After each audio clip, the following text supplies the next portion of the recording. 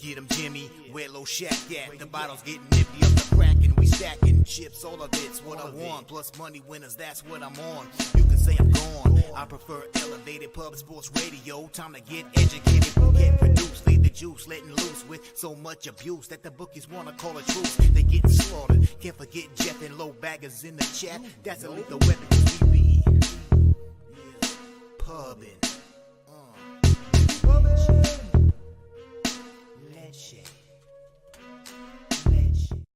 What up, cappers, gamblers, punters, hustlers, low baggers? Happy Wednesday, October 19th to all of you. Thank you for watching Betting with the Bag right here on Pub Sports Radio. The time of year has arrived. NBA also on our schedule. 13 games tonight on the NBA card. And we're packed here, man. We start with NHL, move into MLB, hit the lone Sun Belt NCAA football game.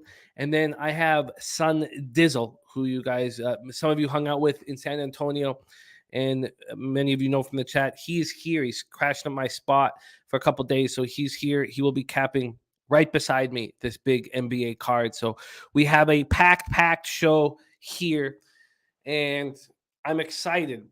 The work that goes into properly preparing for all these sports is very difficult, and I do the best that I can, and it's just the very little sleep and lots of capping. But the opportunity to cap with you guys is the reason why we've had 9 months of success straight. Every month, the winning month, no matter all of these sports jumping on. And we have that very difficult task ahead of us again with all these sports. We have 4 sports on today's show, and there's no reason we can't win at all of them. Now, we're about to start off with NHL. That's going to take a second here. But as you guys know, I got punched in the mouth to start the year. I went 0-7, 0-7-2, 2 pushes.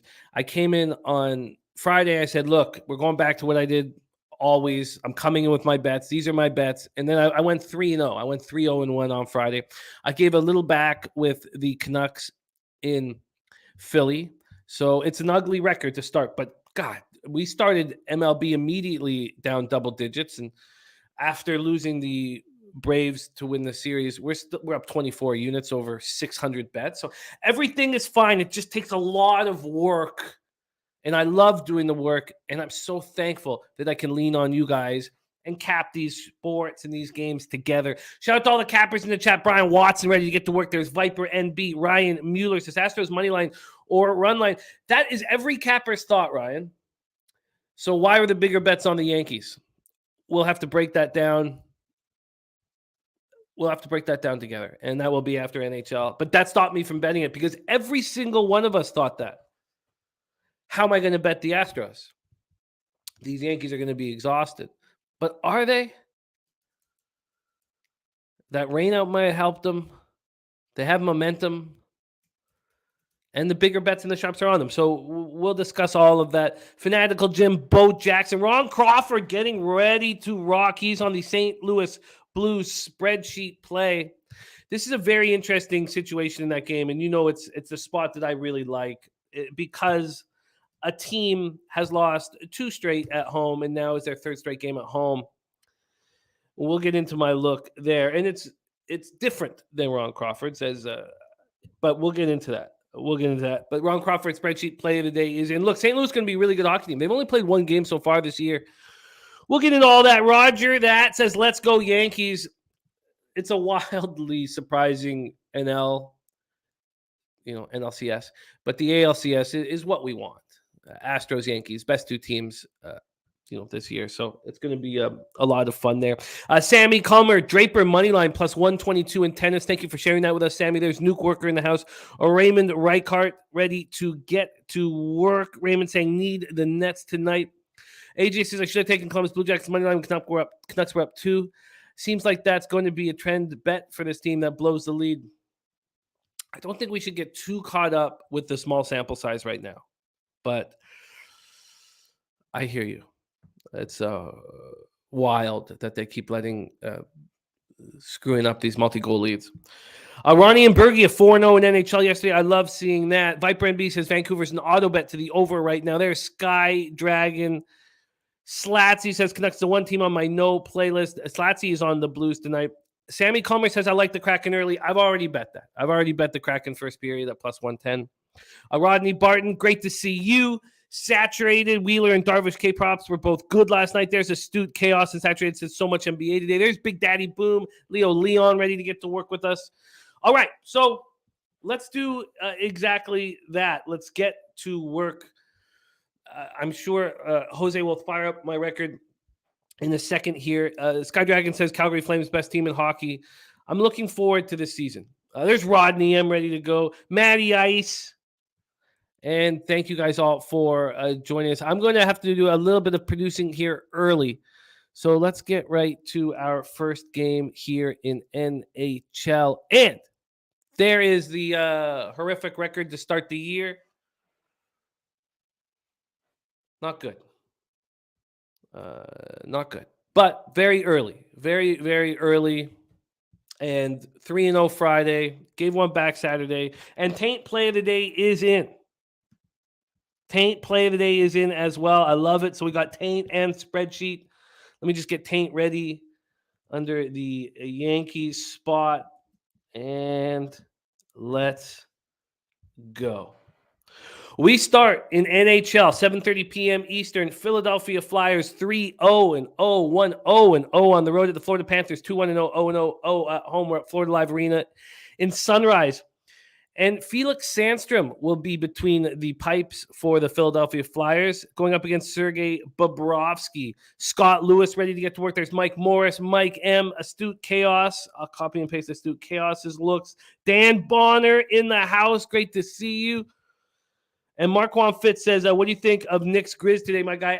We're going to beat up this NBA card, Marquand. We're going to beat it up. I got Sun Dizzle. He's going to be sitting right beside me, and we're going to destroy the NBA card. It's going to take – we have 6 games to cap before we get to NBA. NBA will be the bulk of the show, 13 games on the docket. We're coming off a strong year, and I'm ready to get to work. Let's just get this Astute Chaos' NBA looks here. I can't wait. We're gonna absolutely beat up this NBA card, and I'm excited about it. Mike M says Flyers remain unbeaten, and the Phillies are red hot.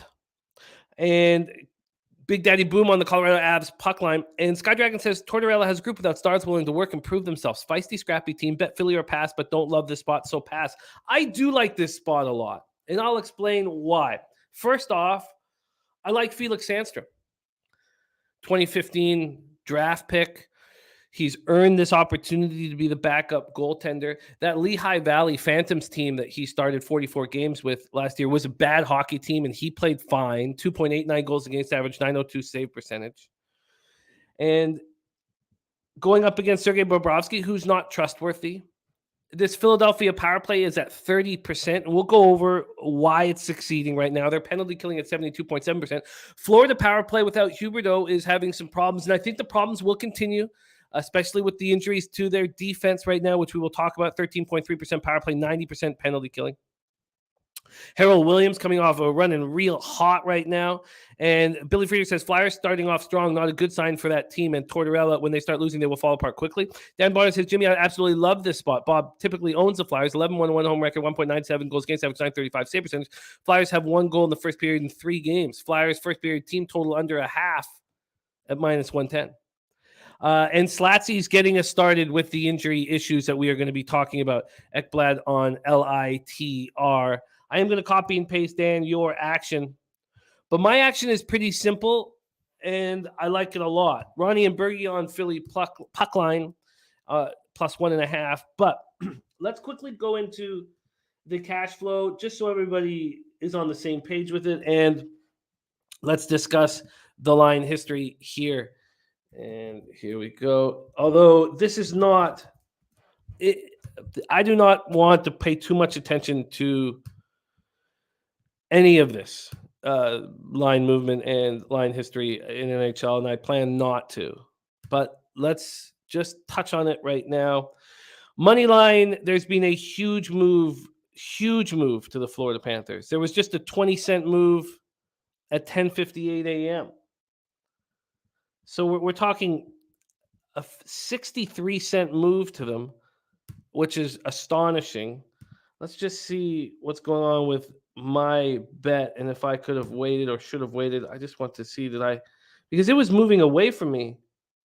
Okay, it has not moved. It has not changed. My bad. Okay, so huge move to the Florida Panthers, a 63-cent move to them.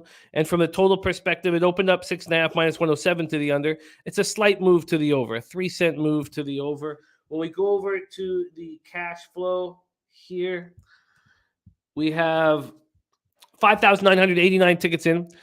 18% of the tickets are on Philadelphia and 77% of the cash. So I'm a little surprised the markets had to move so far towards Florida. Then 67% of the tickets and 73% of the cash is on the over. The Flyers have looked very good to start the season, and I really do believe that it's a perfect breakdown from Sky Dragon. Tortella has a group without stars willing to work and prove themselves. Feisty, scrappy team, bet Philly or pass. But he doesn't love the spot, so pass. They're on the second half of a back-to-back after defeating the Lightning 3-2 last night in Tampa. Kevin Hayes has started the year healthy, and he looks strong out there. 4 assists, 3 of which have come on the power play. Remember how bad this power play was last year. You have a big center iceman who can win face-offs, soft hands, and can stand in front of the net. Van Riemsdyk and Konechny are great power play players as well. Each have 4 points. Now, Tony DeAngelo, we thought that he might be bumping heads with Tortorella this year. He's playing 25 minutes and 16 seconds a game. He has a goal and 3 assists through 3 games, and he is a +4. And his top-line defensive partner, Ivan Provorov, these two look really good together. Surprised me how good they've looked together. Provorov's playing 23.08, and he has a team-leading +5. They have handled the injuries to Couturier and Rasmus Ristolainen well. I'm not a fan of Ristolainen, but I love Couturier. And Cam Atkinson didn't play last night. He's day-to-day with an upper body injury.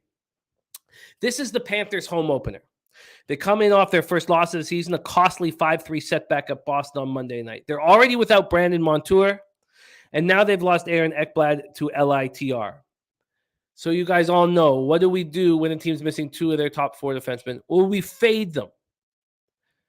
And I'm a little nervous fading them here after that big win that the Flyers had last night in Tampa. We'll go on a little bit more. The Tkachuk, Bennett, Reinhart line that I was so excited about, that I said was my favorite line in hockey, has not looked good and has already been broken up. Reinhart has moved to the top line with Verhaeghe and Barkov. Verhaeghe and Barkov have yet to score. The early bright spot, though, if you're watching this Panthers team, and I love this shit, is Colin White, 2015 first-round draft pick of the Senators, so injury-prone throughout his career. 24 games played last year, 45 in 2021. He could be a huge scorer for this Panthers team. He has 2 goals, 2 assists. He's a +4. And all from the third line, where he's getting 11 minutes and 49 seconds a game and not playing on the power play. With all of this being said, I love this look.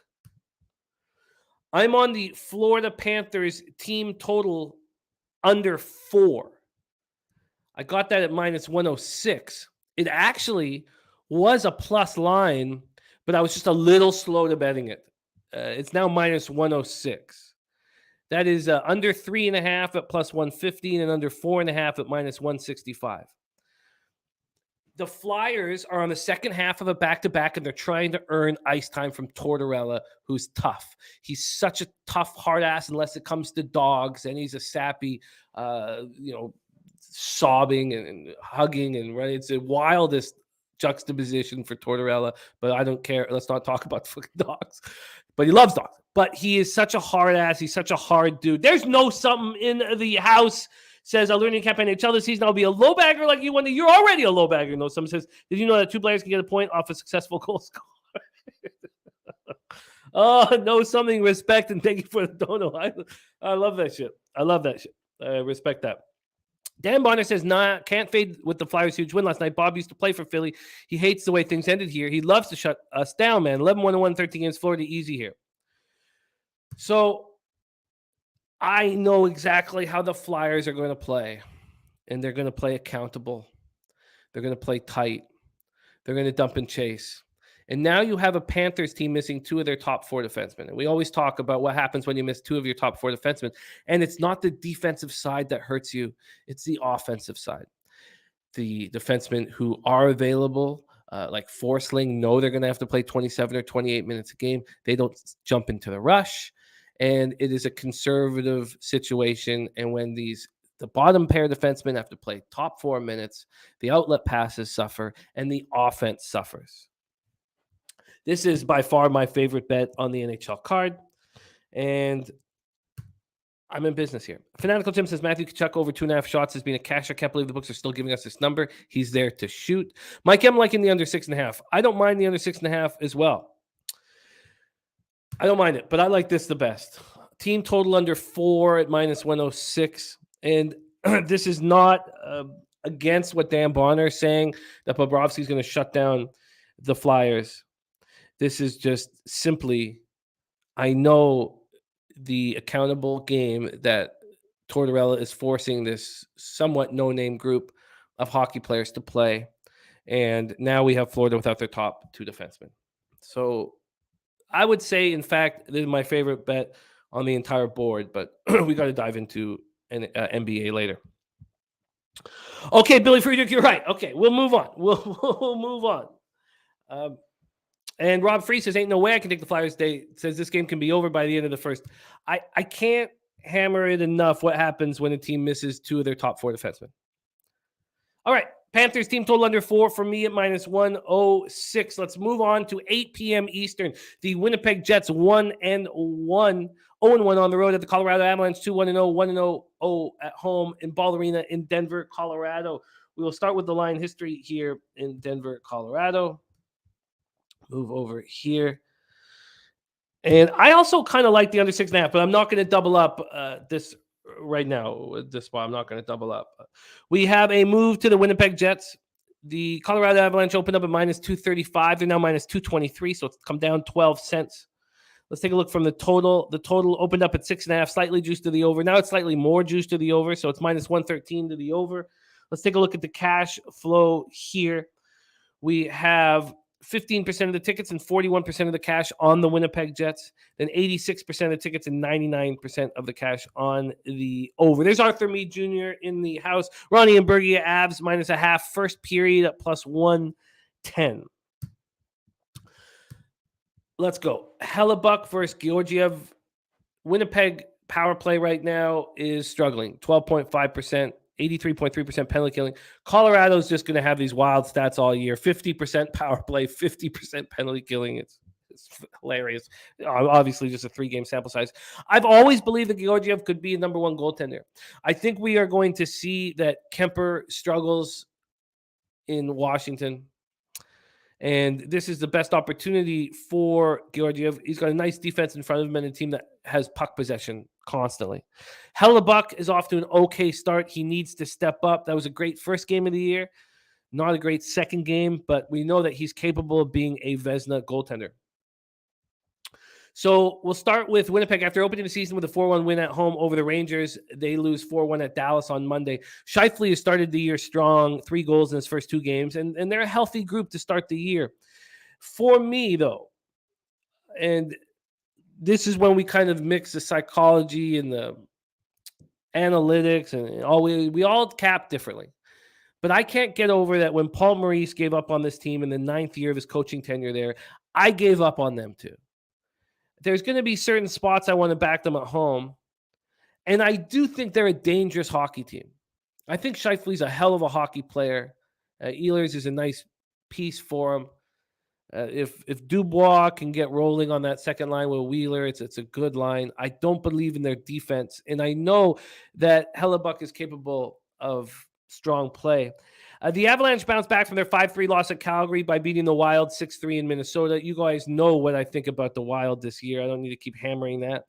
The Avs' top players have fired out of the gate. McKinnon, 2 goals, 5 assists, 7 points. He's a +4 in just 3 games. Rantanen and Nichushkin each have 6 points. Landeskog is still not close to returning from his lower body injury.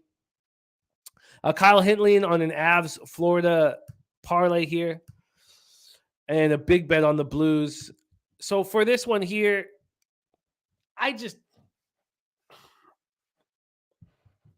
I expect Winnipeg to be sharp out of the gate. I don't want to fade Colorado at home, but I also don't want them at this price.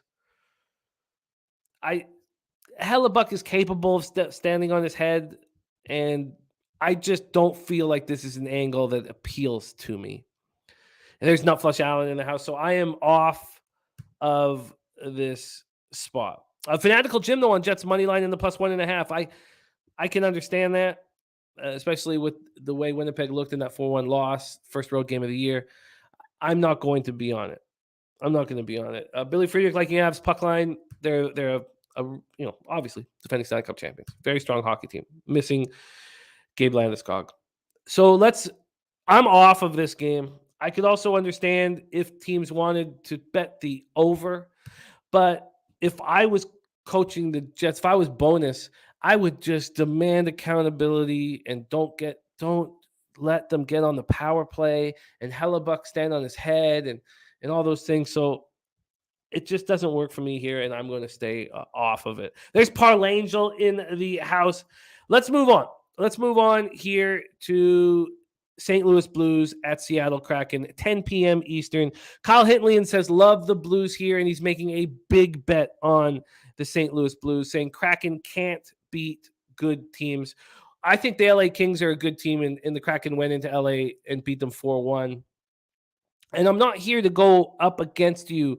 And when you make a big bet, it makes my $200 bets meaningless to others. Not to me, but to others. And I will definitely cheer on your spot. And you are in good company because Ron Crawford is right with you on this spreadsheet. Play today for Ron Crawford is in business, and it is the St. Louis Blues. Let's move here. And obviously, you guys must have thought, wow, if you watch the Kraken the last two games, you would expect the Blues to be a bigger favorites than they are. I think that is a sign. And let's just first give out a big shout out to Ron Crawford.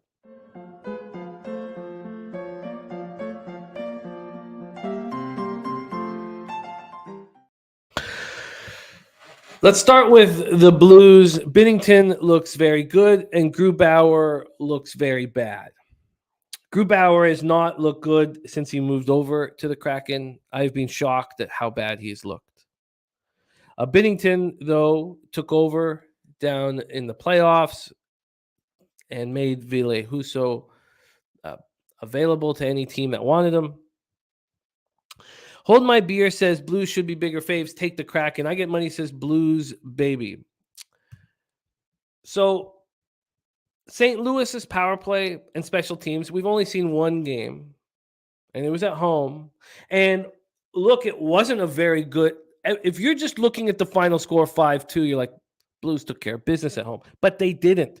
They were losing until 9:47 left in the game. Their special teams is going to be very good. They're a well-coached squad. 33% power play, 100% penalty killing. But Seattle's power play is 33.3%. Their penalty killing has been atrocious. Back to the Blues, though. Tarasenko scored twice. You have to get him rolling right off the start. And this is a well-rested group. They haven't played since the 15th. Is that going to help them early? I do not think so. I do not think it helps the Blues at all. And Logan Brown is day-to-day, which doesn't hurt them bad. Let's go over to the Kraken. After looking good in their season opening California trip, the Kraken have come crashing back to earth. They lose 5-2 at home to the Golden Knights Saturday. Then they lose 5-1 on Monday. There are some nice pieces. Now, Donskoy is on the IR. He was placed there before the season, but Burakovsky's open with 5 points, and Matty Beniers is the real deal. So, for me, and I Get Money says I'm off the Blues end. For me, I think this is a clear Kraken spot. But you might say, how can you trust this Kraken team? And that's valid, but this is a spot that I love to back teams. This is their third straight game at home. They've lost the first two. They're obviously disgruntled and angry about it. And they have a St. Louis team that hasn't played in 4 days. They haven't played since Saturday. In saying all that, I'm moving on the Kraken, and I've moved on the Kraken first period at +110. The Blues have played one regular season hockey game this year. Do we expect them to be that sharp off the top? Now, they have spectacular coaching, and maybe they're capable of doing that. But I don't. I think the Kraken are ready to go right at puck drop. Third straight game at home. Have lost 2 straight badly. And I think they're absolutely ready to go. So Viper says it might be Kraken first period and Blues full game type of thing. You might want to move. If Sammy Coleman and I are right, then you might want to take the Blues live. Remember this Kraken penalty killings at 58.8% early in the year. There's AOD in the house. All right, that's it. There is my NHL card. And it's an ugly record right now. And mark my words, not going to stay ugly. And I'm going to come here every day with my action. We can add a game or two, but this is not like how we've been succeeding in the other sports. I'm going to come in with my action. I'm going to bet it before I get here. I'm going to tell you what it is. I'm going to make some fucking money. All right, let's roll on. Sammy Comer says, Jimmy, I'm a line. First period, Blues should look rusty early here. Don't want to take Kraken full game with the potential for the Blues to find their feet in the third period. There is Schnizzle in the house. And Slatsy says, Kraken first period and Blues full game would make everyone happy. I get money's 2-0 betting against the Kraken. Trust yourself. I mean, look at my record to start the year. The one thing about what we do is if you're going to lose or if you're going to go down on your own action. The main thing is to track your action. You need to hit, I think, at about, for some real opportunity at about 54% for some real opportunity for success and to kind of build your unit size. But that's that. That is that. Nikolai Jubinski in the house as well. And Kyle Hintley and Yoshihito Nishioka money line right there. Schnizzle leaning for the to the under in our Cavs Raptors game. I can't wait to talk about all that. And Ronnie and Bergie on Georgia State Panthers. We're going to talk about that game here after MLB. MLB is next. Let's move on to MLB now. Please welcome to the show the producer here and the backbone of everything that happens here at Pop Sports Radio. Please welcome Jose Bouquett to the show. Jose, how are you? I'm doing well. As you know, Tuesday to Wednesdays are always exhausting for me, but we have 2 good games to talk about. I'm starting to get more and more sweaty palmed about one. But we roll on, we ride on. And the playoff record, unfortunately, not as sterling as it once was because I'm counting my series bets in them now. Not as sterling as it once was. The fucking Guardians and the Braves reached inside of me and just had their way. Well, it sucks. It sucks that after all the great things that Francona does all year, that the Guardians supporters and backers had to see Cavaliers out there in the first inning. It doesn't make sense. Here you have a guy that we're just bragging about as manager of the year nonstop, and you see Savali out there on the bump. It just doesn't make sense. Who don't even talk about game 1 of another series. Yeah, I don't know what we're doing. It shouldn't even come out of your fucking mouth. So it's tough. It was tough. It was tough knowing and then having it happen right in front of everybody in the first thing. It was very difficult. Yeah, immediately. It was one of those decisions where I said that Aaron Boone might have one of those decisions where he takes out Nestor too early. Immediately when that tweet came out, I was like, oh no, Terry ruined it immediately. And then it was one of those things where I was like, maybe I can manage your baseball team. Who knows? It was tough to watch. And sorry, everyone, just for a quick review of action, I've got my favorite bet on the board is Panthers team total under 4. I built that with the -1 calculator. Bet365 doesn't offer it. Under 3.5 at +150, under 4.5 -165, and I'm on the Kraken first period. Well, let's get to work here, Jose. And the series bets. You've had a great run in the playoffs, and it's time to get hot again. Let's do that right now. 4:35 p.m. Eastern. We start with the NLCS. Jose Bouquett and Jimmy the Bag here on Pop Sports Radio. Game 2 of the series. The Phillies are rolling. Just unbelievable. They're 12 games over 500 this year. We're 1 game under 500 on the road. And here they are up 1-0 in the NLCS against an opponent that is beatable. The Padres 89-73, 44-37 at home. We're at Petco Park in San Diego, California. Let's start with the weather at Petco, and we will open up here with that. We have 80. Wow, it's hot. It is so hot on the West Coast right now. Jeez, 87 Fahrenheit. It's hot. That I don't remember it being this hot for in San Diego. That's scorching hot. It's always in like the high 60s, early mid 70s. That's the hottest. I would say my guess is that's the hottest it's ever been all year at first pitch. 9 miles an hour in goes down to 8.3 miles per hour.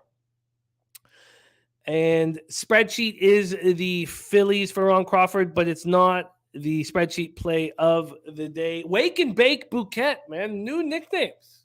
More nicknames. I've got plenty of them. Bring them on. More for Jimmy to remember. He's the one that's got the better memory of us, obviously.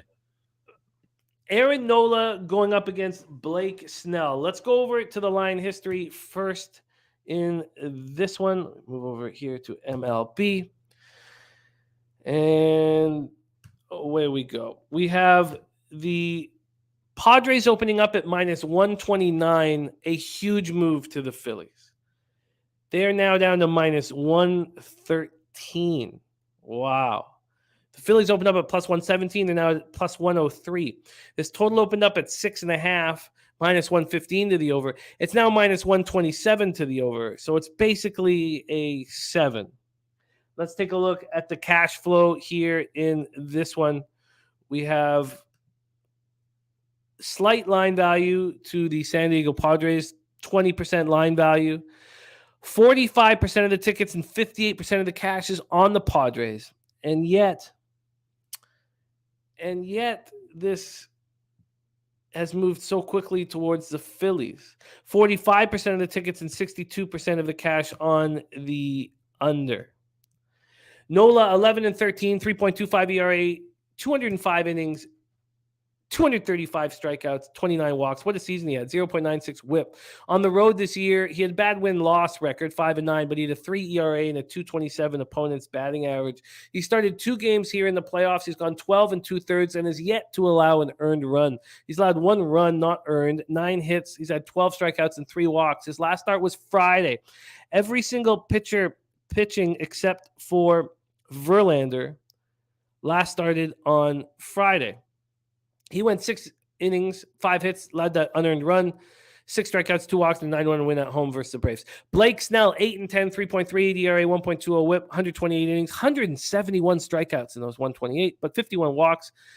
At home this year, he was a little worse than he was on the road. 4-8, 3.56 ERA, 2.27 opponent's batting average. He started 2 games in the playoffs, 8 2/3, 9 hits, 3 earned runs, a homer, 11 Ks, and 8 walks.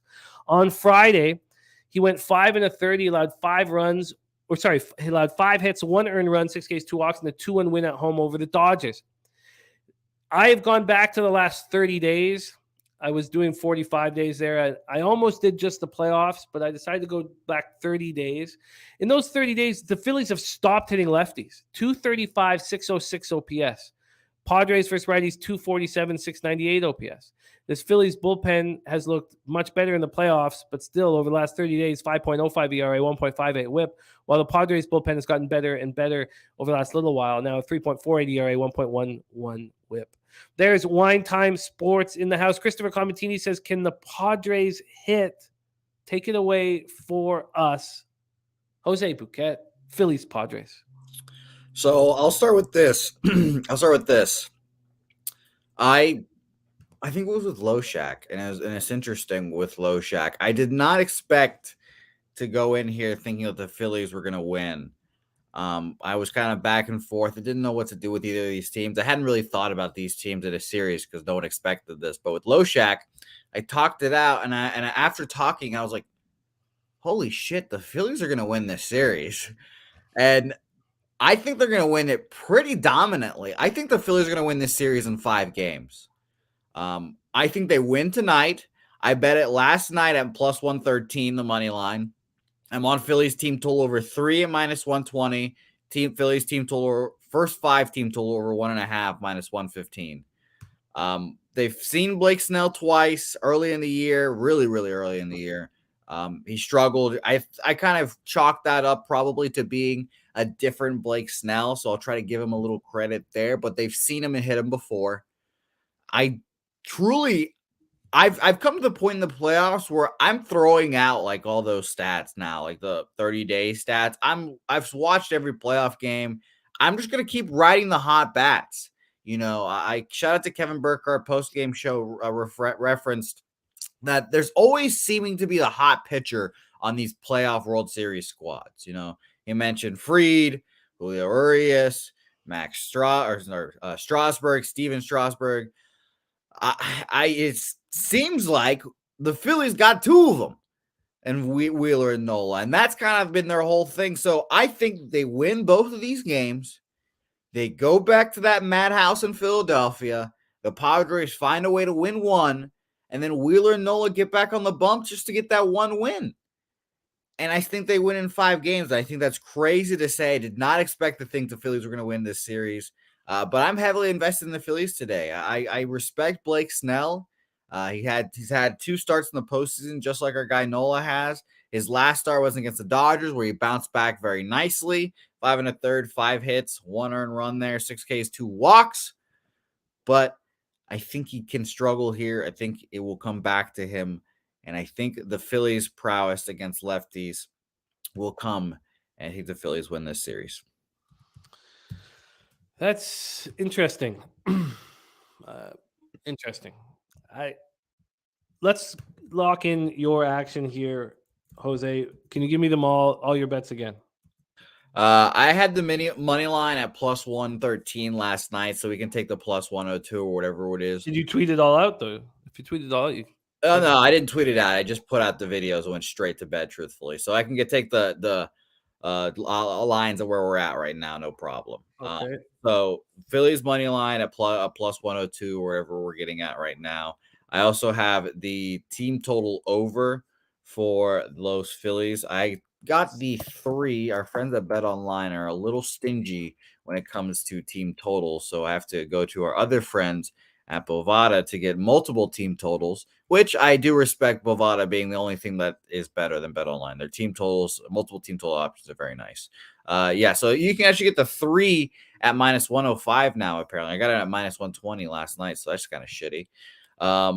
You can also bet, and I also bet the Phillies first 5 team total over, and I got that currently it's at minus 110. So that's Phillies first 5 team total over 1.5. Yeah, so minus 110 there. The first 5 team total over, the team total over 3 is at minus 105, and the money line at, let me double check one more time, plus 101. Yeah, it's still going down. First 5 over 1.5, and full game over 3 was at minus 110. It was at minus 105 for full game over 3. Okay, minus 105. All right, the market is just continuing to move towards the Padres. Even as we speak, it keeps moving towards the Padres. Let's, instead of looking at the last 30 days, let's just go to the last 14 days against lefties instead here and see what they were doing here. Move over to 14 days. Because I love that people are looking at what Snell did against the Phillies when Snell was terrible at the start of the year. I mean, he's clearly a different pitcher right now, but still 11 strikeouts, 8 walks is not great. So first left-handed pitching. Let's go to advanced. Here we go. OPS. We have this Philly squad. Ooh. I mean, it's only been 18 plate appearances, but they're hitting 118 with a 284 OPS. How'd they do against our friend Max Fried? I've already forgotten because they had to see him in the Brave series, I'm sure, and that I feel like that will be a good allegory. No, it's a good call. Let's go to Max Fried. Let's find out. See, this is the on-the-fly capping we do here at Pub Sports Radio. And shout out to everyone watching as always. I will mention, by the way, the playoff record, 12-13, up 1.86 units. I did the record as well without my series bets because I'm a fucking donkey. And my game bets are 13-9 plus 4.86 units. So not complaining about how the postseason's gone. I've actually enjoyed it very much. So yeah. And by the way, the Max Fried game was a 7-6 Phillies win, and Max Fried 3 1/3, 8 hits, 6 runs, 4 of them earned, 2 Ks, 1 walk. Yeah, so it's more, you have to, because the last 14 days they've done nothing, and then 30 days was a little better, but they did get to Max Fried. There's no doubt about that. North Ender says, if I bet this game, it will be the Padres. Yes, Christopher Comatini, a 135 start out west, 435 out east.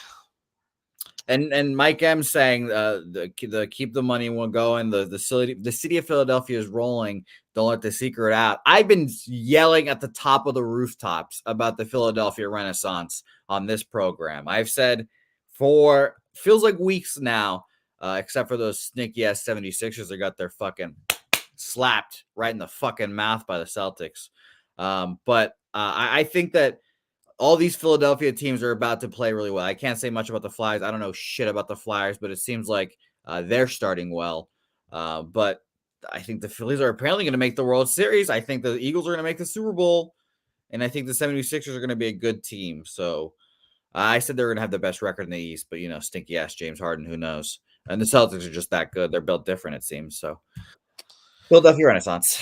I guess I don't have any action. You're not going to like my action in the other game either.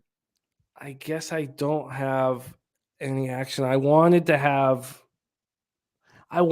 move on the expecting Snell to slow down the bats for 3 innings at least. And I still kind of want to, but I mean, obviously this market has no concern for the money that's coming in on the Padres and the money that's coming in on the under. And if they don't have that, then how can I have confidence betting it? I guess I can't. Let's just go back to the line history here one more time on the total. We know the market's moving very briskly towards the Phillies. It's moved. I cut down to minus. Oh, that was a little while ago. Wow. Cut down to minus 101. But from a total perspective, the over is just been getting hammered. And okay, I'm not going to Billy Friedrich saying Nola's day game, ERA 2.56. I want to expect Snell to quiet these bats early. Maybe that 4th or 5th inning, there's more of an attack. But if the market is not going to be afraid of the money that I would be betting, then I shouldn't bet it, I guess. Fuck. All right. No action for me at this point, but I lean to that first 3 under 1.5 at even money. But it's so hot there. It's just okay. No action. That sucks. I wanted a little afternoon action.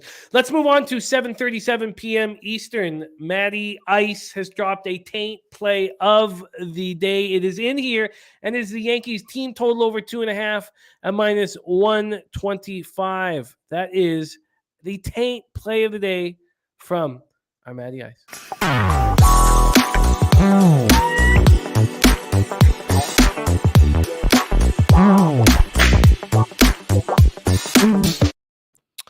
Kyle Hinley saying go under first 5. I can't. If I just got to stick with what worked all year, and if the market is going to make it more appealing to take a certain side's money, then I just can't bet that side. All right, let's get to work here. ALCS Game 1, New York Yankees at Houston Astros. These Yankees were just 3 games over 500 on the road this year. The gas report says Verlander, Smurlander, Yankees in 5.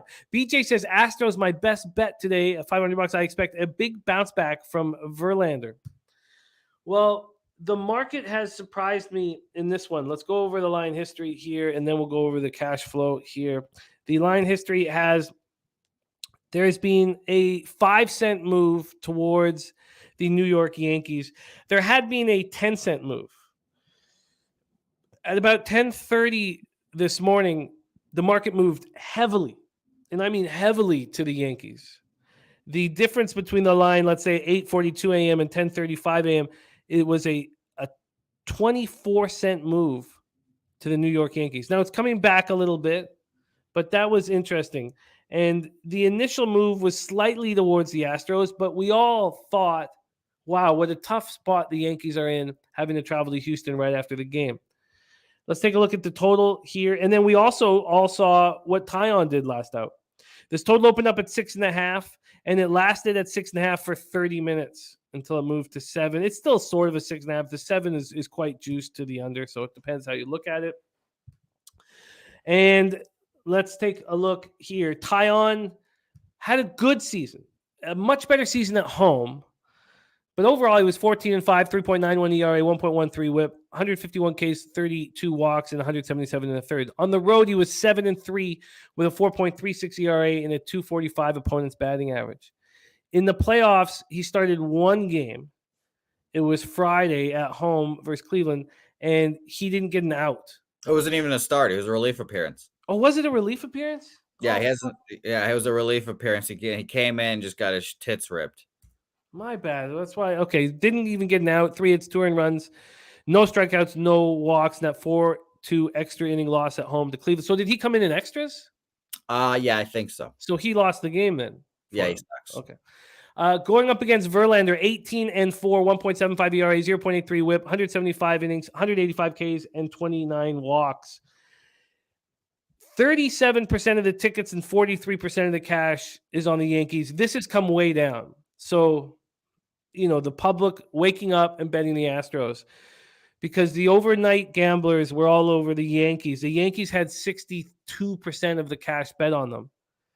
Then 15% of the tickets are on the under, but 32% of the cash. And the total's not really moving. It was a 6.5 last night when I capped it. It still is, really, isn't it? I mean, let's. Bet Online has it a 7. And what's the juice on the 7? Let's look. Mine's minus 125 to the under. Let's look right now. Sort of a 6.5, minus 121 as well. So Pinnacle's minus 119 to the under. And if you wanted to move this total, I was leaning over last night at 6.5. So the 6.5's minus 130 to the over. LJ from H-Shot says Astros are batting 900 OPS versus Tyon, Altuve, Alvarez, Tucker, 2+ bases. 2+ bases.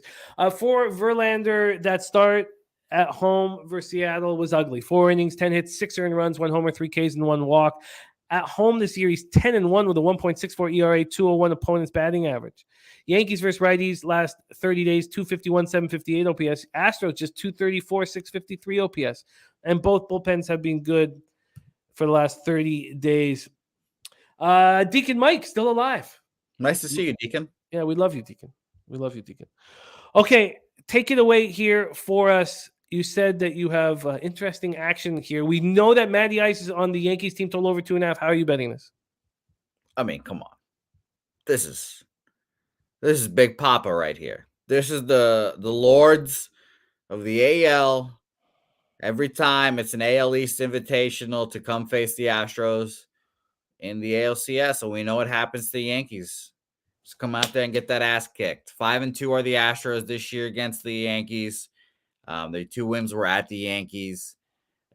I bet, every time the Yankees and Astros played this year, I was on the Astros. They're just a better squad. And I mean, obviously, I've got people like the Gas Report and Roger that tweeting me all the time now. It's just hilarious. And I'll admit, I get more and more worried about the tomatoes every day. Seeing all this sharp money on the Yankees infuriates me. But this is just an eyes and ears bet. Justin Verlander saw the Seattle Mariners this year 7 times. It was crazy. I mean, at some point, especially in the biggest spot. He's only played against the Yankees, pitched against the Yankees once this year. I'll take it. 7 innings, 4 hits, 1 earned run. Justin Verlander bounces back. I'm a pussy, Jimmy. I am a big pussy. So I took Houston a full game, -1. Shout out to Ron Crawford and the run line calculator, -128. I also like the run line at +120 is what I had it at last night. Is at +123 now. Yeah, I ultimately think the Astros win this game. I just think top to bottom, they're a better squad. And I think that Jameson Taillon is just a wagon wheel to roll out there. They'll lose game 1, and in game 2, they'll throw Severino, maybe. I'm not sure off the top of my head, but I just think the Astros win this. My other bet, obviously my series bets have sucked, but I'm taking the Astros to win this series in 5 games, 4-1 at +450 as well. That's my little small action on this game. I think they end up Yankees win 1 in New York, probably game 3. That's typically how those things go. But yeah, Astros in 5, and they just roll to the World Series. Yeah, I can understand all of this sentiment. Yeah, I mean, and when you hear all the money is on the other side, does not make me feel great. But I'm just still gonna roll with the Astros. I'm gonna deep down inside, I'm just gonna be like, the Yankees are a public squad. They're the most popular team. Everyone bets the Yankees. That's what I'm gonna tell myself in the back of my head, knowing that I might be screwed here. But I still believe in the Astros. I'll take them. I'll bet them probably every game this series in some form or fashion, and that's probably what's gonna lead me to be going bankrupt. Who knows? And maybe tomato. We've already the money is just coming in very quickly on the Astros. 37% of the tickets on the Yankees now, 44% of the cash. Remember, that was over 60% of the cash 4 hours ago. So that will be happening all day. I mean, the Astros are going to take money all day, I believe. Yep, and again, does not make me feel great. It does not make me feel great, but I'm hoping that tired bullpen, and exhaustion, et cetera, whatever you want to call it. But, it's just tough, going from Cleveland to New York, to try to rain out day, and then New York to Houston. So we'll see. We'll see. And obviously they had themselves a great old time last night celebrating as well. So DC saying under is 4-0 in the Yankees' last 4 games as a road underdog. Is it your fear of what Taillon is going to do that keeps you off of the total? It is. I'd be betting over here if anything. It's Verlander. I don't trust. If I'm not going to trust anyone here, it's not going to be trusting Verlander. I know Taillon's getting hit. I'm not worried about that. I think I wouldn't hate a first 5 team total over here as well. I saw someone say a 2.5 here as well. I wouldn't hate that for the Astros. But I ultimately need to see Verlander pitch well again because Mad Max, old man pitcher. Didn't pitch well this postseason. Verlander, old man pitcher, hasn't pitched well in the postseason yet. Let's see it here, Justin. Dav Fence says Astros first 5 run line easy. What Johnny Gunn says, wouldn't it be best to pick a series MVP for the side you want to win? You get better odds that way. What do you think of that? I don't have series MVP bets personally. I already have my World Series MVP bet of your daddy, Yordan Alvarez at +1,500 from the beginning of the playoffs. Wow. I'm very curious to see what the market does on the money line here with Astros money flooding in. I think that will be a telltale sign here. If it stays, then we're fucked. At 9 a.m., at 8:42 a.m., the Astros were -198. And now they're -177. And I'm just like, I'm watching the ticket count and the money go up on the Astros. If it makes you feel better, on Bet Online last night, it opened at like -185 and it stayed around there. It's -182-ish now. Fascinating. I imagine when this is said and done that the Astros are going to have just a ton of cash on them. So I'm going to keep an eye on it at this point. And I will say this. If you do have ALCS MVP bets, absolutely Do not bet the favorites. Take those long shot dogs. Jackie Bradley Jr.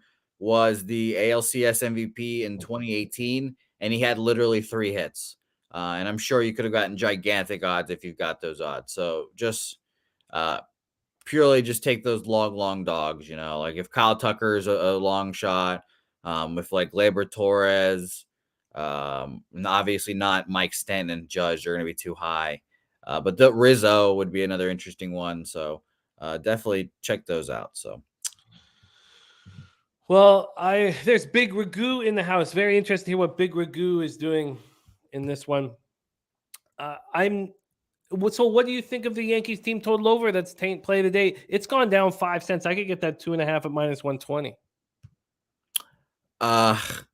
This is the one of the rare times where I can't stand a tame play of the day, but I think the reasons are obvious for that. I think they can get shut out pretty easily in this game, personally. And it's -170 at Westgate for the Astros. Still high, but yeah, it's concerning. I bet it last night. I used the Ron Crawford's calculator. I put all 3 bets in. Look at JP's. He was -180 when he got in. Now it's -169. Nice. Wow, that's not nice for him. He would probably rather get it -169. Mitch Armstrong says Astros sweep at +750.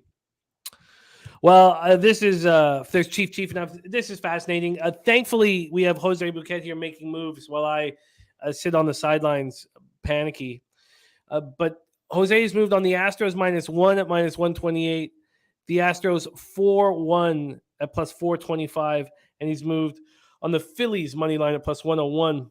The full game over 3 at -105, and the first 5 team total over 1.5 at -105. And there we got Big Ragu's action. Pena over 1.5 bases at +160. Snell under 5.5 Ks under at +115.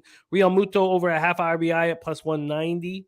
And he's also with you on that Phillies first 5 team total over 1.5. The Phillies.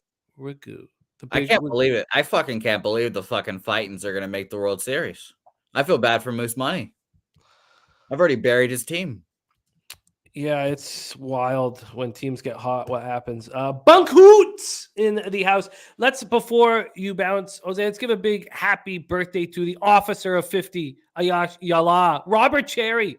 Happy birthday, my man. We will do our best to give you a best bet. What would you say of all of your action here for the playoffs today, Jose, is your favorite bet?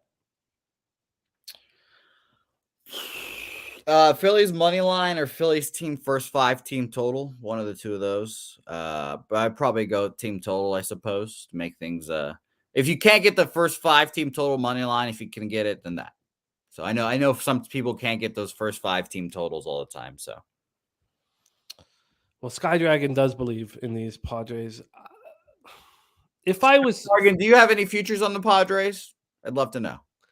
If I was forced to make one bet, God, it's just too hot in San Diego. I wish it was a little cooler. I lean towards that first 3 under 1.5 at even money. I get money is talking about my nightmare situation right now for the World Series. I do not want to replay of 2009. All right. Well, thank you for joining us, Jose. You saved the baseball segment as I am not moving. Hold my beer says San Diego can't lose today. They cannot.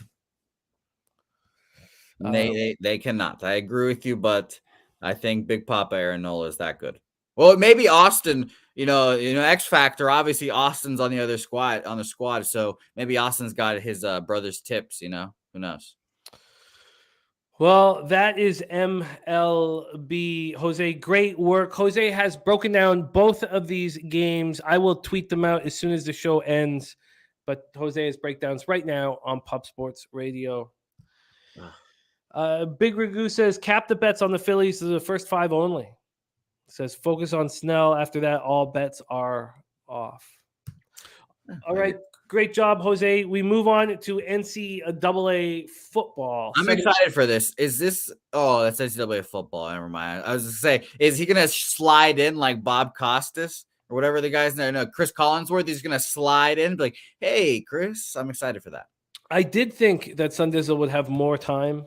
I don't know why I thought that. Only 6 games, so he's a little. He's running late. Yeah. Well, I mean, that's comics, right? That's comics. Aren't all comics running late? Oh, and look at that! Sky Dragon took San Diego World Series this morning. Oh my God, Sky Dragon, it's big balls. All right, let's move over to the Sun Belt, Fun Belt. Georgia State Panthers 2-4, 1-1 in conference at App State Mountaineers. I should play on this. Oh, beautiful! Stick around. 3-3, 1-2 in the Sun Belt. We're at Kid Brewer Stadium in Boone, baby. Boone. Shout out to my friend Matt. Lives in Boone. App State. Doesn't go to any of the games. Let's take a look at the line history here in this one, and this one's a fascinating game. I like this game. Let's break it down. Here we go. App State will do their opener right now. App State opened up as 10-point favorites, and there's been a big move over the last 24 hours to Georgia State.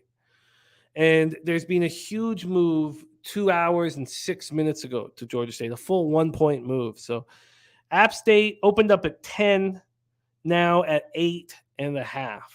From a totals perspective, it opened up at 60.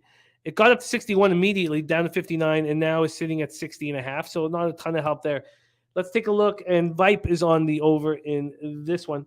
Let's take a look at the cash flow for this. We have slight line value to App State, 7,616 tickets in, but all the money is coming in on Georgia State, and the market is taking notice. 63% of the tickets and 87% of the cash is on Georgia State. Wow. Then from a totals perspective, just 13% of the tickets are on the under, but 47% of the cash is on that under. Harold Williams leaning App State. Haven't pulled the trigger yet. Christopher Comentini says App State is some hot cheerleaders. I was surprised. And Billy Friedrich says going to be ice cold in Boone tonight in the 20s. Let's pull up the weather in Boone. I should have done that, and I apologize. You know what? I'll call someone. I'll get some boots on the ground reporting too.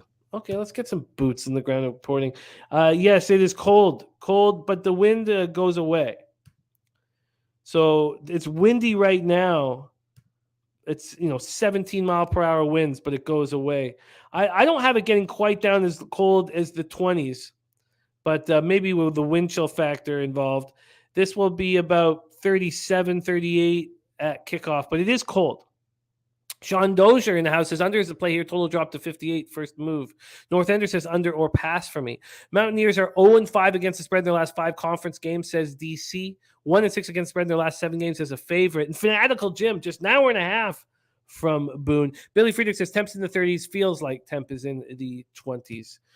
All right, let's break this down. Georgia State 0-8 all-time versus App State. Coming off their second straight win. They opened up the year 0-4. Coming in off their second straight win, they won 41-33 at home over Georgia Southern as 2.5-point dogs and put up 521 yards of offense in that one. And the losses came against tough teams. They lose South Carolina. They lose to North Carolina. They lose to Coastal Carolina. I mean, those are tough teams. And it's the rushing attack that Georgia State relies on. Second in the Sun Belt in rushing attempts a game. First in yardage. You have Tucker Gregg at 460 yards and Jameis Williams at 433 yards. And don't forget Granger. He ran his run for 304 yards so far this year.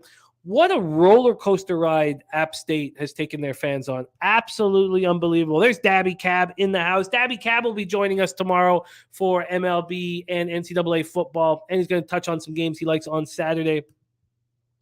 And Billy Friedrich says around 9 p.m. local, it will get down to feels like the 20s. Wow.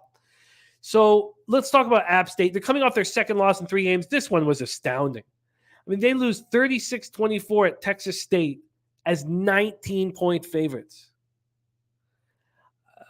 That's just nuts. It's just nuts. When we go over what's happened to this team, I mean, they opened the year with a 63-61 loss to North Carolina. Then they beat Texas A&M, stunning everybody. Then they shock Troy with that last-second Hail Mary.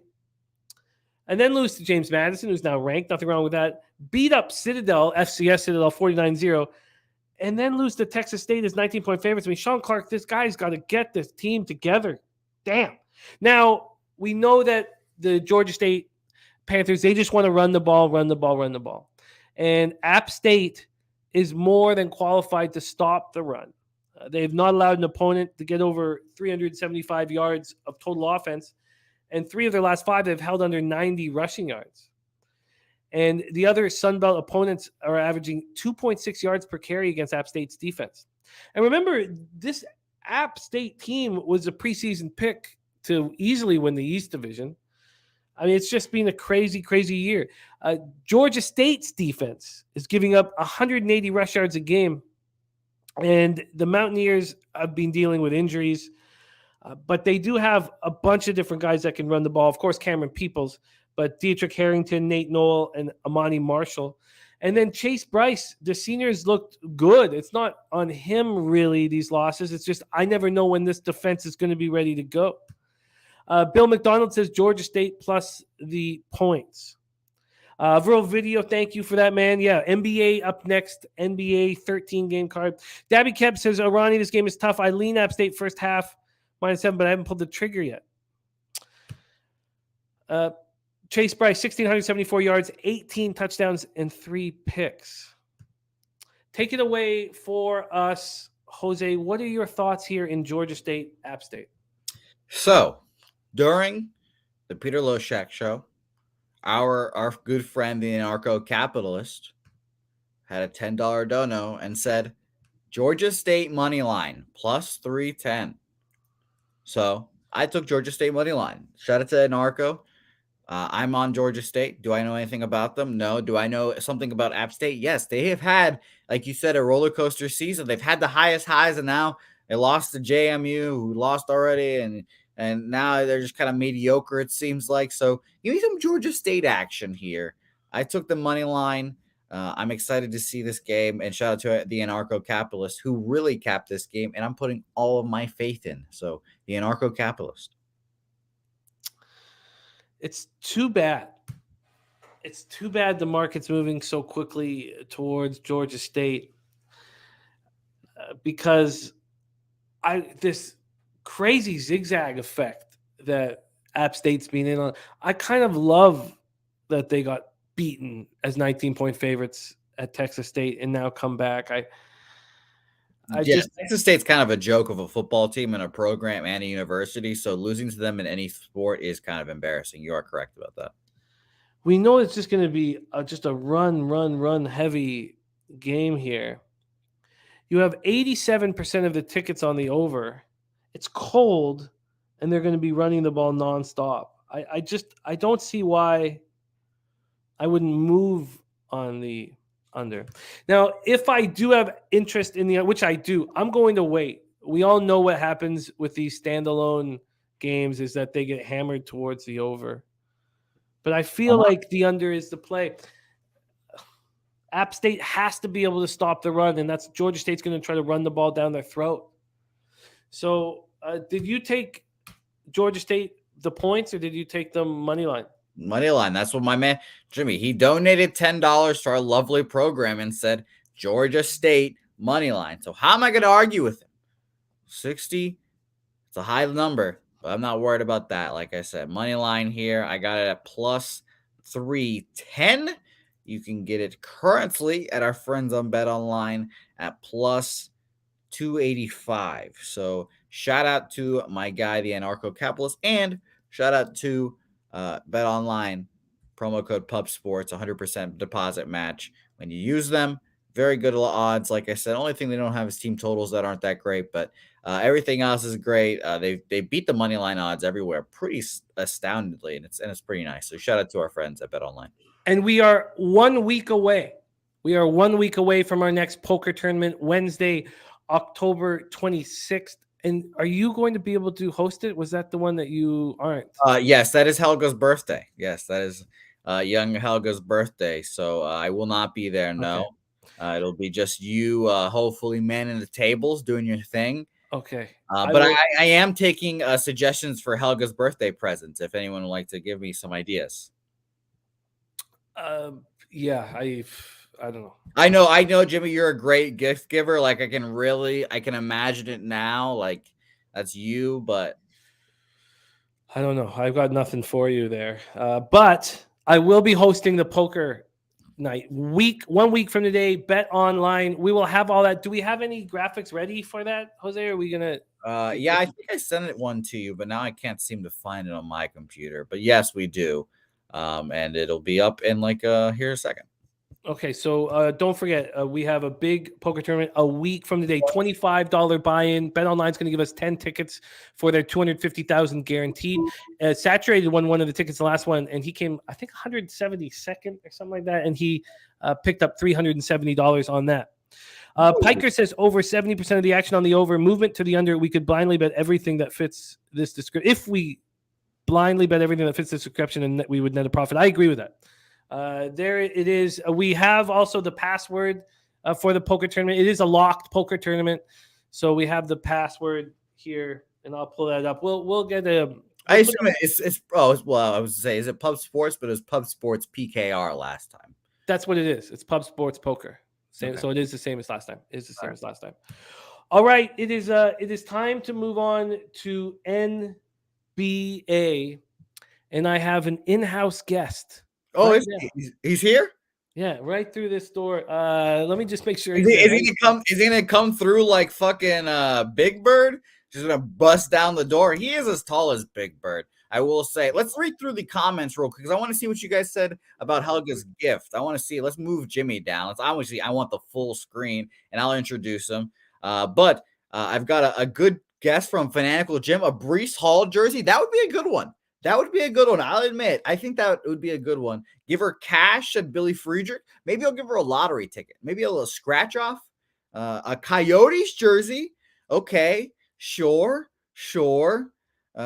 Maybe I should give Bill McDonald saying maybe I should give her a parlay ticket. Liverpool, Real Madrid, Bayern Munich. Let's parlay them all together. That'd be a good one. AJ 1337, a Louis Vuitton purse. AJ, have you seen how I dress? Have you seen my bankroll? I can't. That's just not. I can't do it. Hey, Jay, I can't do it. But those are all interesting things. It looks like Jimmy is ready. Is his guest ready? I don't. Oh, no. Hold on. His guest. He needs to shine up his J's real quick. But while we're here, I'm gonna say this. Shout out to our friends at SeatGeek because they're gonna hook us up with a lovely ticket hookup for hopefully the Baseball World Classic.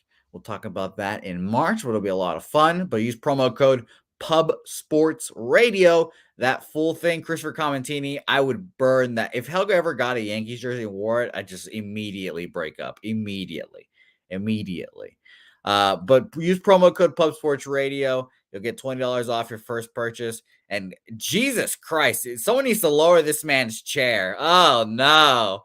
The rumors of Tiny Jimmy might be true when you guys see this. This is going to be a great time. And I will admit, I do play favorites when it comes to Jimmy's guests. And this man might be one of my favorites. I'm dying for him to make his North American debut. No, I don't know if his debut. North American tour, I want him to come to Texas and make me laugh, do some yucks. I've heard that's a good comedy club. Shout out to Jimmy. But I'm very excited for all this. And Billy Friedrich, you're I guess that dinner suggestion's a good one, but maybe I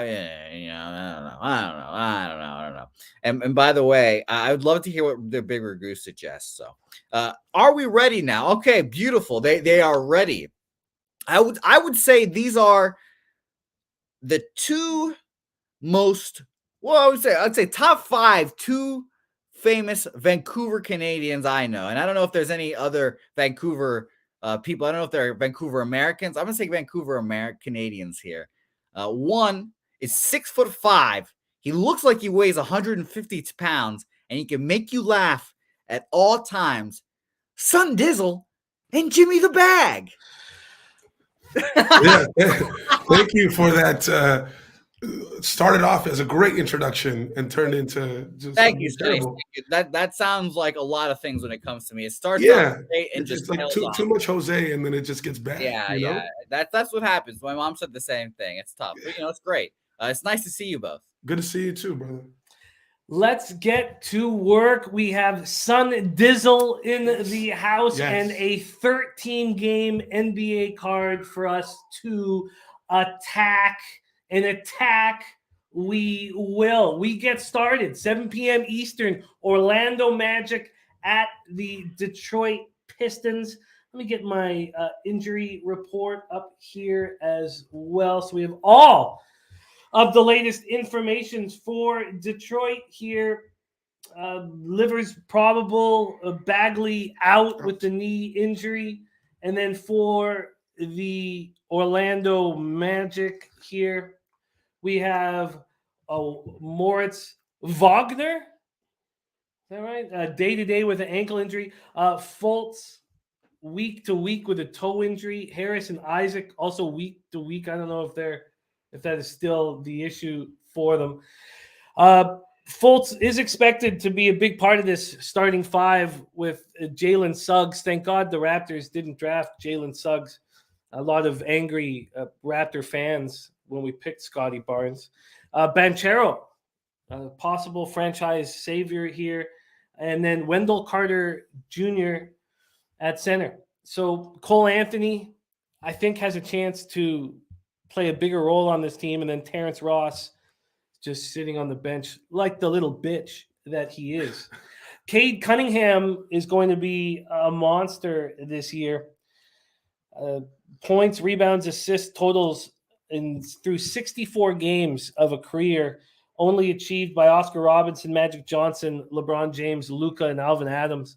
You got Jaden Ivey, the number 5 pick in the draft, Sadiq Bey, Bagley Hurt, Isaiah Stewart, Bogdanovich, Burks, Killian Hayes, Corey Joseph still getting a job as well. That is the situation here with Magic Pistons. Let's go into the line history first. This opened up with the Magic as 3.5-point dogs. They're now 3-point dogs. When we go over to the total, it opened up at 217.5. It's still there. It's juiced slightly towards the under. And then let's take a look at the cash flow for this one. We have 17,716 tickets in, and it's all coming in on the Orlando Magic. 49% of the tickets, 82% of the cash on the Magic, and 81% of the tickets, 89% of the cash on the under, but the market not moving towards the under. Chris Brady, thank you. I will definitely do that. Thank you.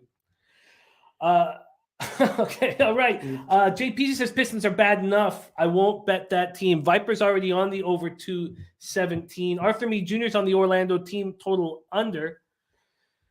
Sonny Dizzle, what are you thinking here? Magic Pistons. I mean, with any sports, when it's the beginning of the season, we're just trying to see how the pieces fit. Now, both these teams are just bad teams last year, one of which, Detroit, I actually see an upside to them. They made some right moves. They got some players, like you said. Cade Cunningham is going to have a phenomenal season. So I see Orlando being Orlando, and I see Detroit possibly having a good season this year. So if I were to take anybody, it'd be Detroit, but I've never said those words out loud for anything. So take that how you may. I think Detroit is going to have, or has the potential to have a good year, and Orlando has a ceiling in the basement. Also where I live. In the basement. I think that's all valid and legitimate. But at this point, when you see the market moving towards the Magic and 82% of the cash on the Magic, I don't see how you could bet the Pistons here. No, I'm staying away. But just in terms of two teams getting together, not dealing with the market at all, that's how I would play it. That's what I see with this. That's the dollar store guarantee that I will never bet Detroit in my life. I like bum fights, yes. but I I'm hesitant here with the market the way it is. How many bum fights have you guys seen together? Including us? No, just to you two like together side by side, just walking down the street. How many bum fights have you seen? Oh, actually, like a homeless person fight. I thought you meant like butt on butt. No, not today. No, I think Jimmy doesn't like those jokes. Jimmy gets uncomfortable with those jokes. These are not jokes. Okay, fair enough. These are facts. I don't Jimmy, know. how many bum fights have you seen then? Jimmy and I used to live in Vancouver, where there's a big homeless. Well, no, I know that's the only thing he talked about when he was in San Antonio. He was shocked at the lack of homeless people. Yeah. You'd think with the nice weather, there'd be more. But I think I think we've seen 4. I would say over under 3.5 for sure. So how many fights have you seen then? Honestly, I don't. From a bum? No. A crackhead maybe. Okay, that works. Yeah. Those are synonyms, Those are synonyms. Yeah. All right, let's move on to Washington Wizards at Indiana Pacers. No move on the first one. I find it I know the Vipers on the over 217 in that first game we talked about. I find it very comfortable expecting pace and judging pace from preseason numbers. So I'm going to try hard to stay away from too many totals here. But let's move on to the next game. Bum fight number 2, Washington Wizards at Indiana Pacers. We're at Gainbridge Fieldhouse in Indianapolis, Indiana. We'll start with the line history here in Washington, Indiana. And we have a big move towards the Wizards. Sorry, I take that back. Big move towards the Pacers. Pacers opening up a +2, now down to +1. From a money line standpoint, though, they've moved to -104 from a +111 opening. They got up to +115, the Pacers here. From the cash flow, this is the lone spot on the entire board where Sports Insights has given full line value to a basketball team. There is full line value to the Indiana Pacers. 29% of the tickets, 54% of the cash is on Indiana. And then 68% of the tickets, 94% of the cash is on the over. This total has dropped a half point. So the market showing absolutely no concern of all this money coming in on the over. Wild. I'm shocked that there's 16,354 tickets in. North Ender leaning towards the Pacers. Arthur Mead says Wizards for the win. Gas Report says Washington roster way better than last year, in my opinion. Indy plays hard every night, though. Monte Morris, we'll start with the Wizards. Monte Morris, Bradley Beal, Will Barton, Kyle Kuzma, and KP, who shot 31% from 3 last season. Not good. Not good. For your key reserves, Rui Hachimura, Daniel Gafford, Kispert, DeLong Wright's over there. I've always liked DeLong Wright.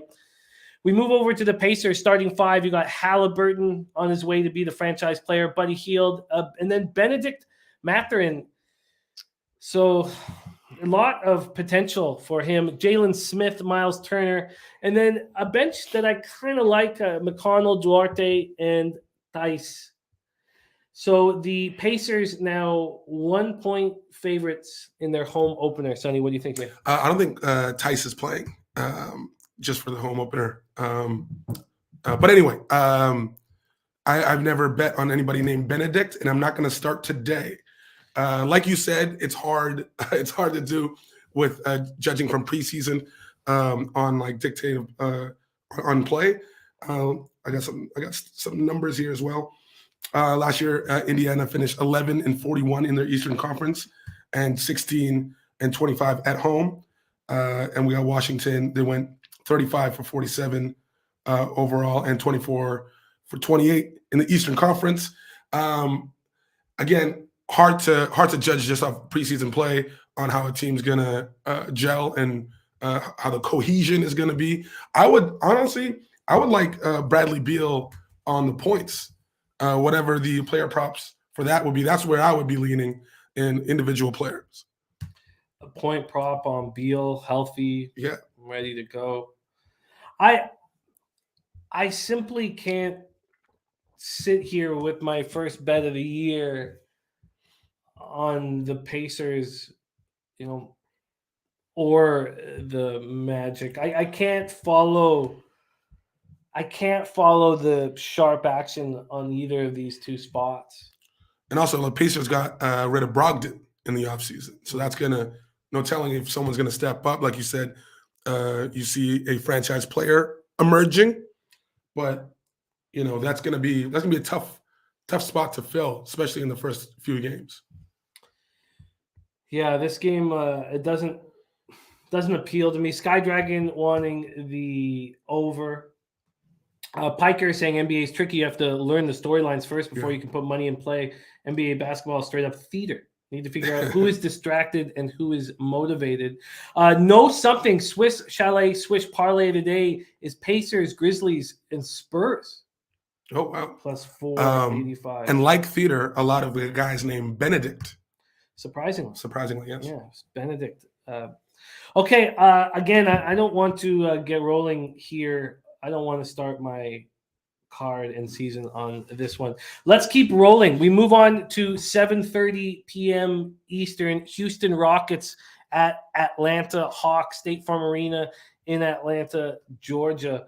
Rockets, Hawks. Let's take a look at the line history here in this one.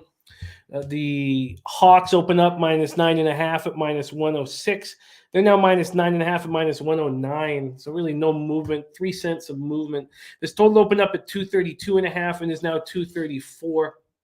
One thing that the Rockets gave us last year was it didn't matter if they were down by 30 points. They kept their pace up and they kept firing shots, which allowed a couple things. One, overs were hitting, but also the opponent's team total over was hitting because the Rockets kept coming at you. They didn't take their foot off the gas, so the opponents kept scoring because of it.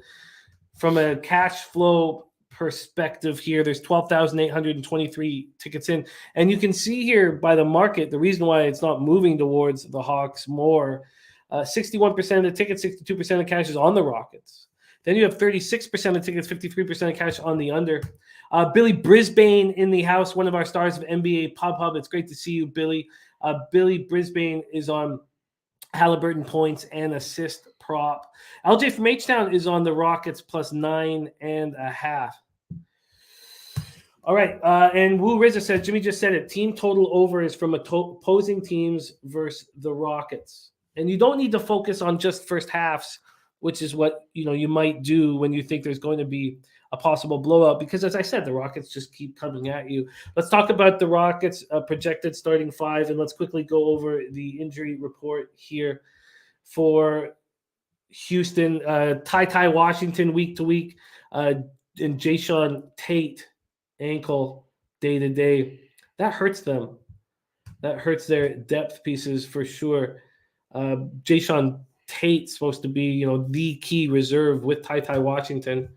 Then we'll take a look at the Hawks injury issues. As you know, Bogdan Bogdanovic knee surgery. Yeah. And then Frank Kaminsky questionable with the knee injury as well. Kevin Porter, Jalen Green, Eric Gordon, Jabari Smith, and Alperen Sengun there. Terry Eason, Josh Christopher. This bench is just atrocious for Houston. I don't know how they're going to – it's just so bad. And then for the Hawks, they bring in DeJounte Murray, which everybody's very excited about. The starting five is very good. Trae Young, DeJounte Murray, DeAndre Hunter, John Collins, Clint Capella. They're healthy right now.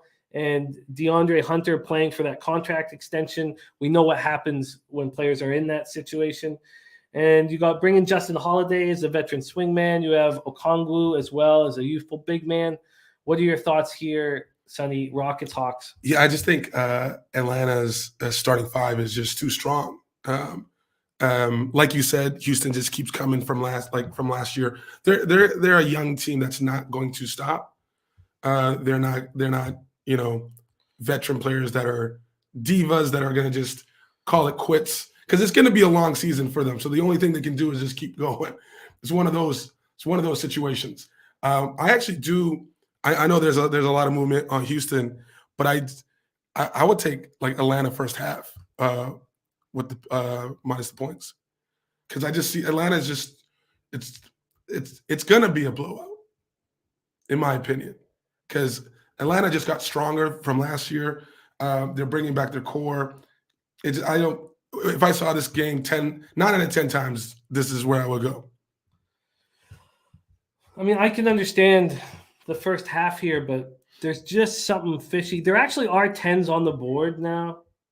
There are some 10s on the board, but there's just something fishy here. The 9.5-point spread. You have the Hawks' first game with all this potential and pressure, and then you have 62% of the cash on the Rockets already. Sammy Calmer says Rockets or pass. Billy Frieder says Hawks first quarter maybe. There's Jimmy Gomez in the house. Yeah, that's why I like the first half move. Where we got Parlangle saying that I sound like the dude from Shallow Hal, the guy that hypnotizes somebody. Tony Robbins. I am a motivational speaker, so I like that. Shout out to Nasty Nate. But let's just get back to this game. I don't. Do you want to make your first half an official look for you here? No. I'm gonna put a pin in that.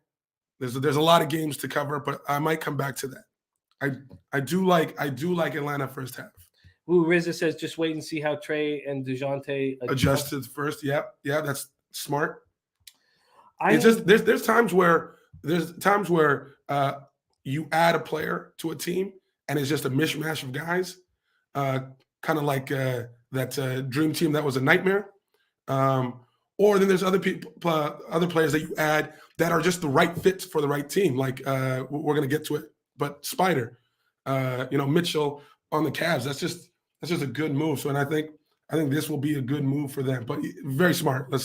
Got to see how they work together. If you wanted to ditch that in here, you can. It's all good. I don't know anymore. All right. Oh, this is all good. No. Okay, let's move on to the next spot on the board, and it's the team that everybody wants to talk about. New Orleans Pelicans at Brooklyn Nets. We're at Barclays Center in Brooklyn, New York.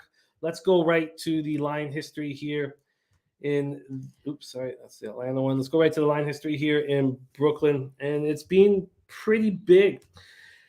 Brooklyn opened up at -4. They're down to -2.5. There's a lot of love for this Pelican squad. Let's go over to the total here as well. My bad, I meant to do that. The total opened up at 229, and it's up to 231.5. It just climbed another point about 30 minutes ago. Wine Time Sports says Pelicans +3 all day long. And Danny Lopez says Sun Dizzle makes Jimmy look small. All right. Hey, all these things are true. All right, let's go over to the cash flow on this one here. Pelicans, Brooklyn Nets. 18,977 tickets in. 51% of the tickets, 84% of the cash is on the Pelicans. I mean, I knew that the public was going to be on them, but to see that the sharp bets are on them as well is a bit of a surprise. Well, with Zion back, that's the X factor, without a doubt. But I just I kind of when I think of Zion coming back and how it's going to change the on-ball play so drastically, it makes me want to fade the Pelicans early. Especially with all the love being thrown at Zion, Durant calling him one of one and all that, and it kind of makes me want to fade them. For injuries, Joe Harris ruled out for the season opener, still dealing with TJ Warren's foot issues, and Seth Curry's ruled out for the season opener. So I think that plays a part in why the market and everybody seems to be moving towards the Pelicans. Jackson Hayes, day-to-day, that's really the only issue for the Pelicans. Let's go over the lineup for these squads. You have CJ McCollum. God, did he look like a savvy vet is the perfect way of putting it when he came over. Brandon Ingram, he came of age in the playoffs. Herbert Jones, what a player. Come on, out of nowhere. Guy's just got an engine that doesn't stop. Yeah. Zion, haven't seen him play an NBA game since May 4th, 2021. And Jonas Valanciunas, who we love up here. Then Jose Alvarado is sort of, reminds me of Herbert Jones, the way he's just a fucking grinder. And then Devontae Graham, who can be helpful, very helpful. Kyrie Irving, and then Joe Harris hurt. So Kevin Durant, Ben Simmons, what's he going to give you? And Nick Claxton trying to get over how bad he looked in the playoffs last year. You have Seth Curry hurt, but Patty Mills can do a lot of those things. You have Royce O'Neal as a wing defender, and it's going to be interesting to see what we get from Cam Thomas throughout the year. So, again, in review, this has gone from 4 to 2.5, and this total's gone from 229 to 231.5. What do you think here? Well, yeah, like we said, Zion. By the way, a big New Orleans guy, and I have a bunch of tickets for this season in New Orleans. So I really like this team. I watched them last year. I went to a Lakers game. They were down 20, and there was two players you mentioned that do not quit. It was amazing to see Herbert Jones. It was amazing to see Murphy. It was wild to be down on a big stage like that, playing for a play-in game, down 20 points, and these young second-round undrafted rookies coming in and just being the heart of the team was very, very amazing to see. So Zion is the X factor. You said, what does Ben Simmons give you? I do. The problem with the Nets last year for me is that they had no defense whatsoever. So even a stacked team, when they don't play with defense, you always allow the other team to get back in it. So it'll be interesting to see what kind of perimeter defense Ben gives you and transitional defense. But I do like the Pelicans, and I might be biased here, but Pelicans plus the points, that might be my first bet. Well, let's just do a quick line shopping, see if there are any threes on the board here. This one's going to be really fun to watch. There is threes. They're +3 at -105 over at Bookmaker and Bet Chris. So we'll get you started here. What are your thoughts on the total? Do you agree with this move to the over? 229 now to 231. 229 to 231. I do think it's going to be a high-scoring game. I like the over, but not as much to make it my second bet. Billy says Zion always eats. He also said something very, very funny. He said that Zion will get injured in the first half. So I don't know if there's a player prop for that. Pelicans +3 at -105 for Sonny to open up his card. Billy Brisbane says, how is this not the primetime game tonight?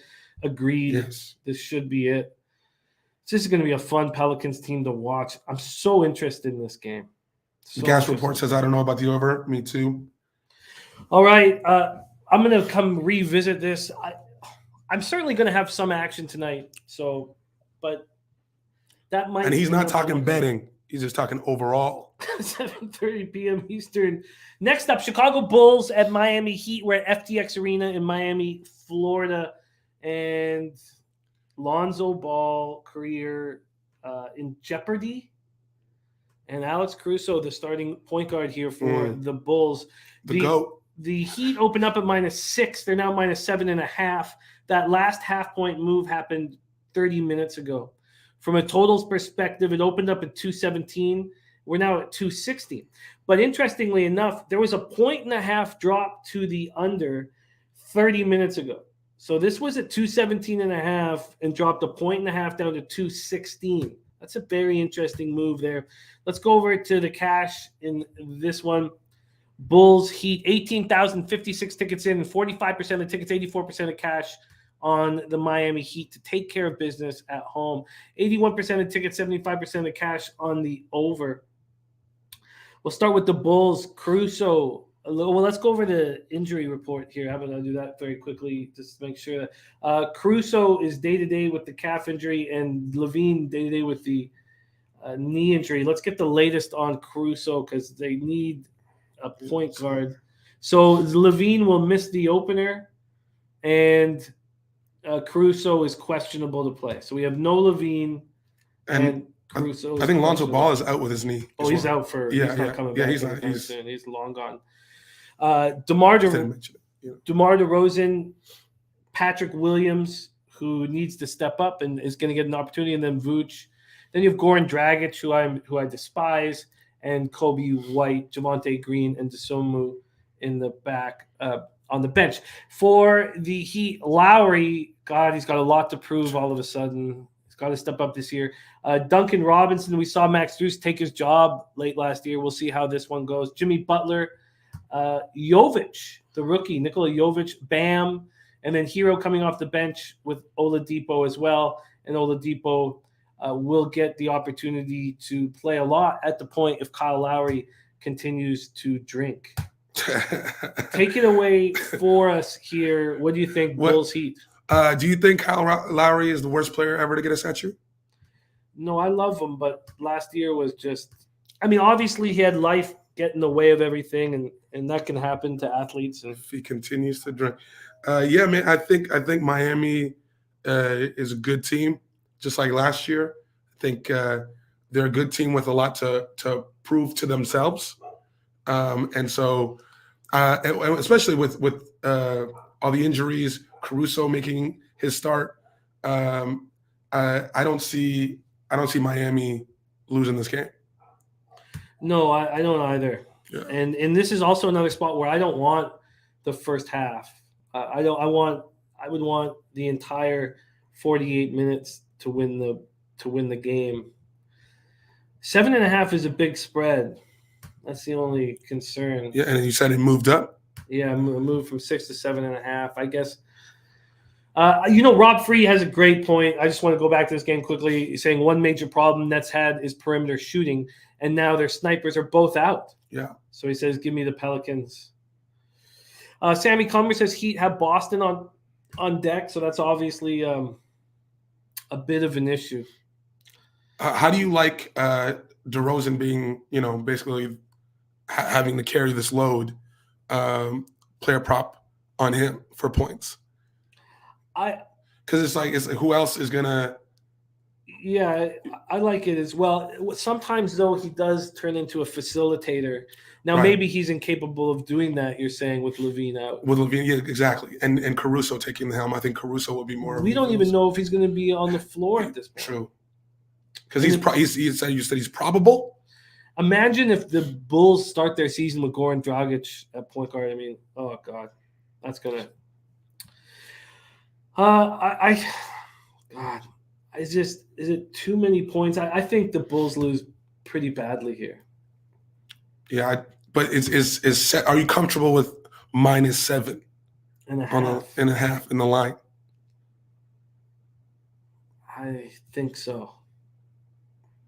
Bo Jackson says y'all in the deep sleep about Ayo. Yeah, I would get Ayo out there instead of. I mean, I like Caruso a bit. I just like saying Ayo. It says they should win by 10 or more. I laughed, Sonny. I laughed. Don't worry. I laughed. Thank you. By the way, Sonny, the only person who makes me feel like he's talking directly at me, just looking like directly at the camera, and I'm like, to everybody that's out here, all 228 of you. Also, someone in the chat said, "Is that Jose?" Like they just tuned in. That's the most disrespectful comment I've ever seen in my life. No. Sonny, you're like a better version of me. Like if I had my shit together and I was actually funny, that's what I would look like. I am also a twin coming from Wine Time Sports of their friend Rudy. Rudy is a good-looking man. Well, Rudy's in history have always been really good-looking, right? Or Gobert? Rudy Gobert also. No, I would say no. Also, the handicapped guy who made the Notre Dame Fighting Irish. Right. Yeah, he was a stud. Guy. Yeah. I would love to have a bum fight with him. All right, let's get back to work. 7:30 p.m. Eastern. Cleveland Cavaliers at Toronto Raptors, Scotiabank Arena in Toronto, Ontario. This one is big. Big game. This is a big game. Big game. Are you guys going? We talked about it, but my family wants to hang out with Sonny, and so. Oh, I understand. He's a funny guy. If we fucked off at 5, and it would upset Ella very much. So we're not going to do that. The Raptors open up at -3. They're now down to -2.5. That -2.5 comes with no vig. So money must be coming in on the Cavs, and we'll take a look at that. From a totals perspective, opened up at 214.5 and is now sitting at 216. Let's move over to the cash flow here. We have 15,761 tickets in, 41% of the tickets and 86% of the cash on the Cleveland Cavaliers Mm. and market moving towards them. Then we have 26% of the tickets on the under, but 70% of the cash. And look, the market has no concern because this total just went up another point. It's funny when the market isn't nervous about these moves or the big bets coming in. Tricky to calculate that. Let's go over to the injuries. We know Rubio won't be back until Christmas. Then we have Dean Wade probable, Dylan Windler questionable. Who cares? Then for the Raptors, we have Chris Boucher doubtful, Kem Birch, and Otto Porter week to week. Let's get the last bit of info on Kem Birch because without you don't have Boucher, we have Achua coming off the bench, but you want Kem Birch to be there. He's downgraded to doubtful. Ray Charles, 27, says, I can't wait to watch this game. Very ironic coming from someone named Ray Charles. All right, let's go over the starting This is five really funny. here. Let's go over the starting five. For the Cavs, Darius Garland, what a performance he had last year. He really stood up as a special basketball player. Spider, you already talked about him coming over.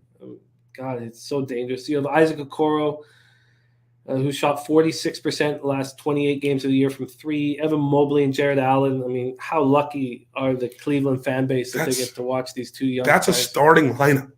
That's a dangerous line. Then you have Levert, oof. Lopez, Kevin Love, Chetty, Osman. But then when Rubio comes back, I mean, it's just a very good basketball team. I guess there's no way getting around it. For the Raptors, I love that there wasn't a ton of moves. We didn't want to make a ton of moves. We want to grow with this squad. When Van Fleet's not on the floor, and if Scotty Barnes plays the point, which he's more than capable of doing, we'll have five guys out there at 6'9" that can defend every position on the floor. But we need Van Fleet. Don't get me wrong. Gary Trent Jr. stepped up in a big way. Scotty Barnes, my favorite player in the NBA. Anunoby, Pascal Siakam. Precious Achua is a special basketball player who's going to step up. We're going to see what Otto Porter can do with us. I know he's banged up a little bit right now, but Thaddeus Young, when he came onto the team just with that veteran presence, he was excellent. Yeah, and I love Boucher off the bench. I know he's hurt, but there's another spark coming up. Kenny the Jet Smith always calls them microwave players because they can get hot, but he's not so much like that, but he's all heart. Really like Boucher. Also, he's super skinny. Gotta love the skinny dudes. Yeah, and he played through college. I just don't know why nobody is force-fed the guy. Rob Free says, we haven't seen the Cavs' chemistry due to Mobley not playing in the preseason. He says, at least I know Toronto has chemistry and are at home. So I think that's a really good point. Great point. I think that if you say, and it's fair to say, look, the Cavs are a better basketball team than the Raptors, if you go through their starting lineup and their bench. And I don't know if I would sit here and try to debate that. But what I can say is I expect the Raptors at home to take care of business early. And I want to back them early in this game. So let me just see what I would get on them first quarter right now. I think Rob Freak sort of nailed what I'm thinking. It would be easy for the Cavs to get better and better as this game goes on. But are they going to be ready to go and have rhythm and chemistry early in the first game of the year against a team that made almost no changes whatsoever? North Ender says Cavs best first quarter team in NBA last year. That was a totally different situation, North Ender. That was a situation where we were often getting the Cavs at plus lines, and they didn't bring in their new best player. So I think that for this basketball team that we can put a line through a lot of what happened last year. But it's a very important point, North Ender, and I love that you dropped it. But I think that I'm going to I think that it was Rob Free's line that really hit home for me here. And I'm going to take the Raptors to take care of business in the first 12 minutes as my definite first bet of the NBA season. Raptors first quarter -0.5. Raptors first quarter -0.5 at -110 is my first bet of the season. What are you thinking here? Man, season openers are always just so tough. I love the Cavs. They have a great squad, but everything you just said about team chemistry, about not making any moves on the offseason, like major moves, all of that is so important. Raptors being at home, setting the pace early. I can't wait to see Donovan Mitchell on this new team because I think he's the right fit. I have to stay off, and if I were to get on, I would take Cleveland. Yeah, I get it. The Sharks are all over them. I mean, like, there's a ton in this whole card as we go down there. There's a ton of spots where Sharks are all over a certain spot, and I mean, all through the games we already talked about. You got also, sorry, really good point by Rizza. And Raptors are very well coached. They're bringing back a squad that has been coached by Nick Nurse, and just the defense he throws out there consistently, moving it around. You can't. That's something that you can't get in the offseason. You know what I mean? Like so that's a very good point. Continue. Sorry. Chris Brady asking if you like the Raptors season win total. I mean, they catch their win total every single year. That always makes me nervous. What is it, 9 straight years, or they're the 9-1 over the last 10 years, catching their over win total? Look, I like the basketball team a lot, but last year was the season, the year to really take it. I don't dislike it, but Archie Bunker says first quarter full game Raps then Cavs. I've got so much to learn about the Cavaliers basketball team, about the Pelicans basketball team, and we're going to learn that. I'm down, Nick Schnizzle. Yeah, let's do it. 3. We'll do 3. I'll give you a 3. But I don't dislike it by any means, Chris. Don't get me wrong. All right, so I'm in. First quarter -0.5 at -110 on the Raptors. Yeah. Are you making a move on anything? I think I might have to tail you just because, or maybe just come back to this game for me, just because I do like the Raptors. They're just like a good squad, right? Like you said, Scotty Barnes is just he's just great, great young player. But Spider is one of those players that I couldn't wait to see play every single game I got a chance, and I don't like watching the Utah Jazz, right? But I would watch specifically for this one player. So I don't know. I need to see how they are together. If I were to make a move, it would be, even though I do like the Raptors, it would be Cleveland, and it'd be a full game, obviously money line. All right, well, we will return to the game. Rob Free says, where the hell's Dutch Boy Fresh? One of the things that I'm going to be doing this year is I will not have NBA guests that are also going to be on the NBA show that day. So you'll always get a different look here on the show than you're going to get on NBA Pop-Up. So that's going to be something that I'm going to do. It's kind of tricky, but I've got the schedule for everybody. Who said that? That Rob Free. Rob Free. Hey, Rob Free, sorry. Let's go. New York Knicks at Memphis Grizzlies. We're at FedEx Forum in Memphis, Tennessee. The Knicks are a healthy squad. The issue is the Grizzlies. Dylan Brooks, doubtful. Zaire Williams out, and Jaren Jackson Jr. with the foot injury, targeting November. And Danny Green could be out for the entire season. Let's move over to the line history here with Knicks, Grizzlies, and then we'll go over the starting rotations. There's been a big move, I think, with the Dylan Brooks announcement, but the Knicks have gone from +6.5 down to +4. So a 2.5 point move towards the Knicks. From a total standpoint, it hasn't moved. 226.5 was juiced to the under. It's now slightly juiced to the over, but it hasn't moved off that number. When we take a look at the cash flow here, 28,939 tickets in, 59% of the tickets on the Knicks, and 91% of the cash. We have 63% of the tickets on the under and no cash. That's the only game where they're not giving us a cash spot. AOD says Knicks about to get owned. Sky Dragon is on the Knicks money line. Let's talk about this Knicks starting 5. You got Jalen Brunson at the point, Evan Fournier, who I just, if I would Nancy Kerrigan this guy, if I was running the basketball team, just ski mask and hard shot to the knee. I don't want to see him play basketball anymore, and I don't want to see him try and defend. RJ Barrett, he's got to be better He was so bad. His pull-up jumper was so bad last year. He's got to be better. He's more than capable of having a bounce-back year. Julius Randle had that monster 2021, and then what the hell did he do last year? Mitchell Robinson coming off the highest field goal percentage in NBA history. I love it. Quentin Grimes is out, so that's the only key reserve that's not going to be there. Isaiah Hartenstein, very hot girlfriend, terrible basketball player. Emmanuel quickly, Derrick Rose, Obi Toppin coming from the bench. Then for the Grizz, you have John Morant, Desmond Bane, and then, of course, Brooks and Jaren Jackson Jr. are hurt. So Steven Adams, you have Brandon Clark off the bench, Tyus Jones, Xavier Tillman. I can understand. These are big pieces that are out with Brooks and Jaren Jackson Jr. So I can understand this move towards the Knicks at this price. I'm still nervous about betting the Knicks, but I get it. What do you think here? Yeah. The Dylan Brooks announcement was big. I really like watching Memphis. I think John Morant is must-see television. Great set of games today. But I like. Are the Knicks at home on this game? The Grizz are at home. So I do like the Knicks.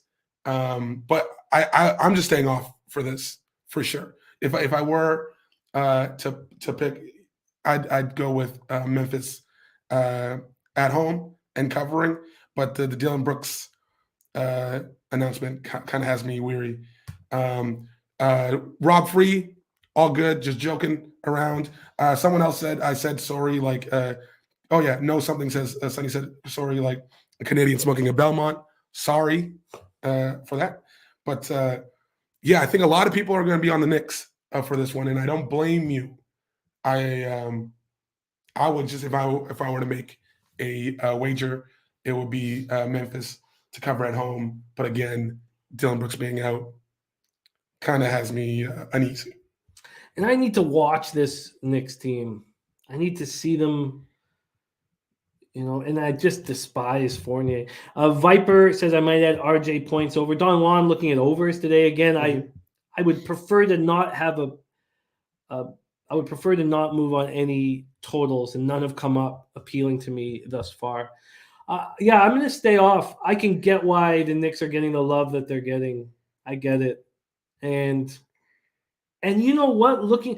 I guess the problem is that the Grizz seem so often to be more than the sum of their parts, and their bench has been so strong. But you take a Zaire Williams off the bench, you move Brandon Clark to the starting lineup. I mean, you take out Brooks and Jaren Jackson Jr., and then maybe at that point, a Dog Bry says leaning to the under in New York, Memphis. Even with Brooks out and the defense that he gives, I get that look. Marcus Anderson looking at Julius Randle under 21.5 points. Jake Burns might get on Ja for MVP. Good future. AEO saying live bet this game, but Memphis played a lot without Brooks. North Ennis' Grizz played better last year when Ja was out.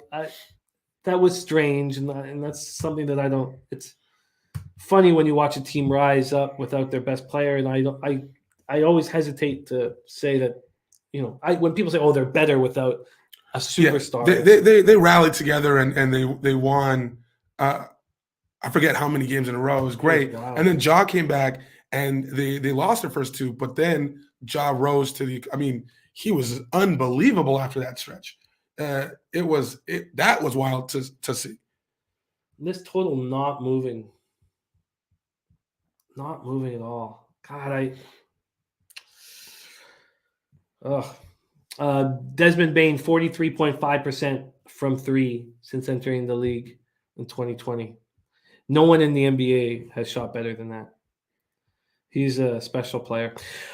I guess there's missing parts, and I'm going to need a little bit more time. We do have a parlay from Rob Free. Grizz, Hawks, Nuggets, money line. Grizz, Hawks, Nuggets, money line. Let's move on to 8 p.m. Eastern. Oklahoma City Thunder at the Minnesota Timberwolves. We will start with the Timberwolves. They're a healthy group. And Oklahoma City, let's move over there. Also fine. Chet. All right. Line history here with Oklahoma City. We have them opening up as 9.5. Oh, sorry. They opened up as 10.5 point dogs. I saw 9.5 in some other books. They opened up at 10.5 point dogs. They moved to 10. It was 10 all morning. It's moved back to 10.5. From a total standpoint, it opened up at 228.5, and we're down to 225.5. So it's a 3-point move towards the under. Take a look at the cash flow here for this one. 14,627 tickets in. 29% of the tickets on Oklahoma City and 76% of the cash. Wow. So sharp money coming in on the Thunder. 66% of tickets and 88% of cash on the under, and there's been a big move to the under. Has it been too big? 3-point move already? Is that too much for us to move on? Let's talk about the Thunder starting five. You got Shea, whom is just, beloved up here. Josh Giddey, 6th most triple doubles by a rookie in NBA history. Lou Dort, 22 points he averaged last season. Another Canadian. Darius Baisley and Jeremiah Robinson Earl. Then you have Jalen Williams, Trey Mann, and Alexei Pokusevsky on the bench. This is the Minnesota Timberwolves starting line that everyone's talking about. D'Angelo Russell, Ant Edwards, Jaden McDaniels, Kat, and Rudy. On the bench, Kyle Anderson, Jordan McLaughlin, Jalen Noel, Torian Prince, and Naz Reid. What do you think here? Take it away. AOD says, I would not be shocked if OKC wins. And then if Shea plays, give me OKC from the Gas Report. Man, we got to see the Timberwolves play in San Antonio. Mm-hmm. And Karl Anthony Towns and Anthony Edwards, just such a good dynamic duo. They're just so solid. The wait and see factor is, how does Rudy Gobert fit in with this team? A lot of the sharp money you said is coming in for OKC just because of the point spread. But Shea hasn't played. He's playing tonight. Yeah. But he's not played all. He played for Canada all summer, so was in great game shape. But then he got hurt, so he's not played. He hasn't played any preseason games. Mm-hmm. You think that, and then he's going to have the ball in his hands. Do you think that hurts them? Yeah, it's just. I think he'll be fine, but for your first game, like you said, and getting so much of the usage, it's not going to help them. I'll tell you that right now. And the point total, or sorry, not the point total, but the spread is big with 10 points. I can't take. I don't know if I can take any. I don't think I can take either or, because I need to see what Rudy's going to do. And OKC with Shea having the ball, will they cover the 10 points? I don't know. This one I have to stay off. I can't say one way or another. I just really like Kat and Ant together. They're fantastic. Yeah, it's must watch. Yeah. You must watch this team and see how fast they can gel. This team could be very, very good. Schnizzle leaning to the Thunder. A lot of pause-worthy no homo moments in the chat, but I love it. I love all of it. This is what the chat is about. The Gas Report saying I love the D, but he meant D-Lo, which I don't think it makes it better. I'll say this: love you guys. That's what I love. The Gas Report typo. Yeah, you know what? You can say it was a typo, but we all know that was voice to text. That's what that was. Oh, Rob Free says Cat at the 4 should be easy pickings tonight. Look at Cat scoring props in this game for Rob Free. Yes. All right, let's talk about I can't a lot. I don't want to have a huge card here. I would like to see what is Cat's points over under. Well, I'll pull it up right now from Bet365.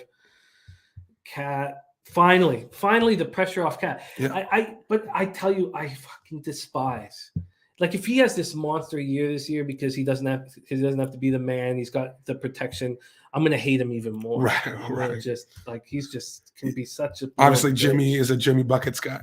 But he can be such a little bitch to me, Cat. 22.5, choose to the over. 22.5, choose to the over. Fanatical Jim says, doesn't OKC first quarter make a lot of sense? Look, you saw me bet it a ton last year and succeed with it. But the issue with Shea not playing any preseason games is enough for me to like not trust the cohesion and the continuity and all that right now. But look, the Rockets' first quarter actually wasn't nearly as successful as the Thunder. The Thunder first quarter was one of the best angles I had last year, but not here. All right, let's move on. Next up, Charlotte Hornets at the San Antonio Spurs, AT&T Center in San Antonio, Texas. Man. Yeah, they're going to lose. Hey, baby. They're going to lose, Jose. Wembenyama. Let's go. I don't know what's going on with James Bouknight. I don't know if anybody knows it's a personal thing going on with him. So I don't know. Expected to come off the bench for the Hornets and to play a bigger role this year. We don't know what's going on with them. For San Antonio here, we pull this up there, a healthy squad with no issues. Let's go to the line history in this one. We have the Spurs opened up as 2.5-point dogs. They're now just 1-point dogs. I mean, that's just nuts when we have this team that we expect to tank.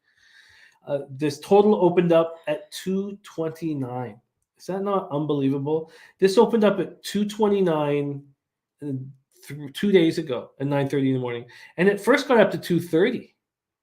And then it just dropped and dropped and dropped and dropped. And that's a 7-point move at Pinnacle, something you almost never see.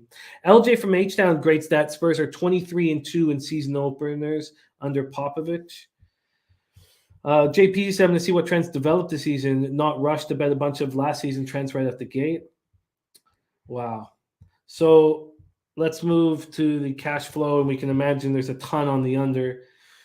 We have, where's the, here we go, 12,218 tickets in, 63% of tickets and 92% of the cash on the Spurs. I mean, the Spurs just getting a ton of love here. 57% of tickets and 70% cash on the under, and it's dropped 7 points. Oof.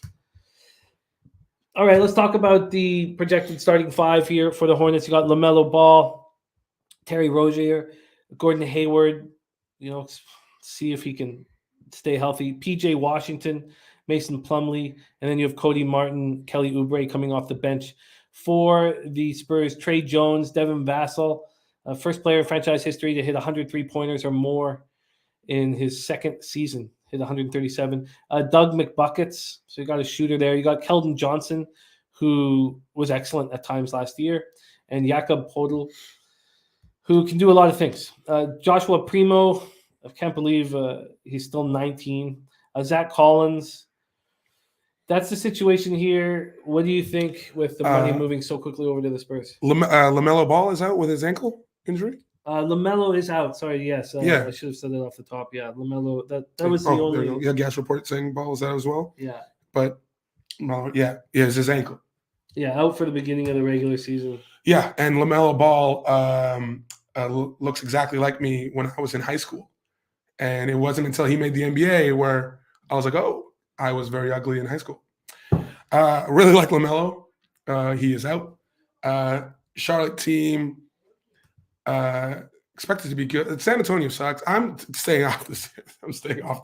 I'm avoiding this like the plague. This is a Jose spot, as we call it. That's right. That's right. Come on. What do you say on this, Jose? Come on. Bring on the Spurs, dude. Actually, I hope the Spurs lose. I want them to lose every single game. Every game. I've said this for a while now. Every game they win should be treated as a crime. So I hope they lose.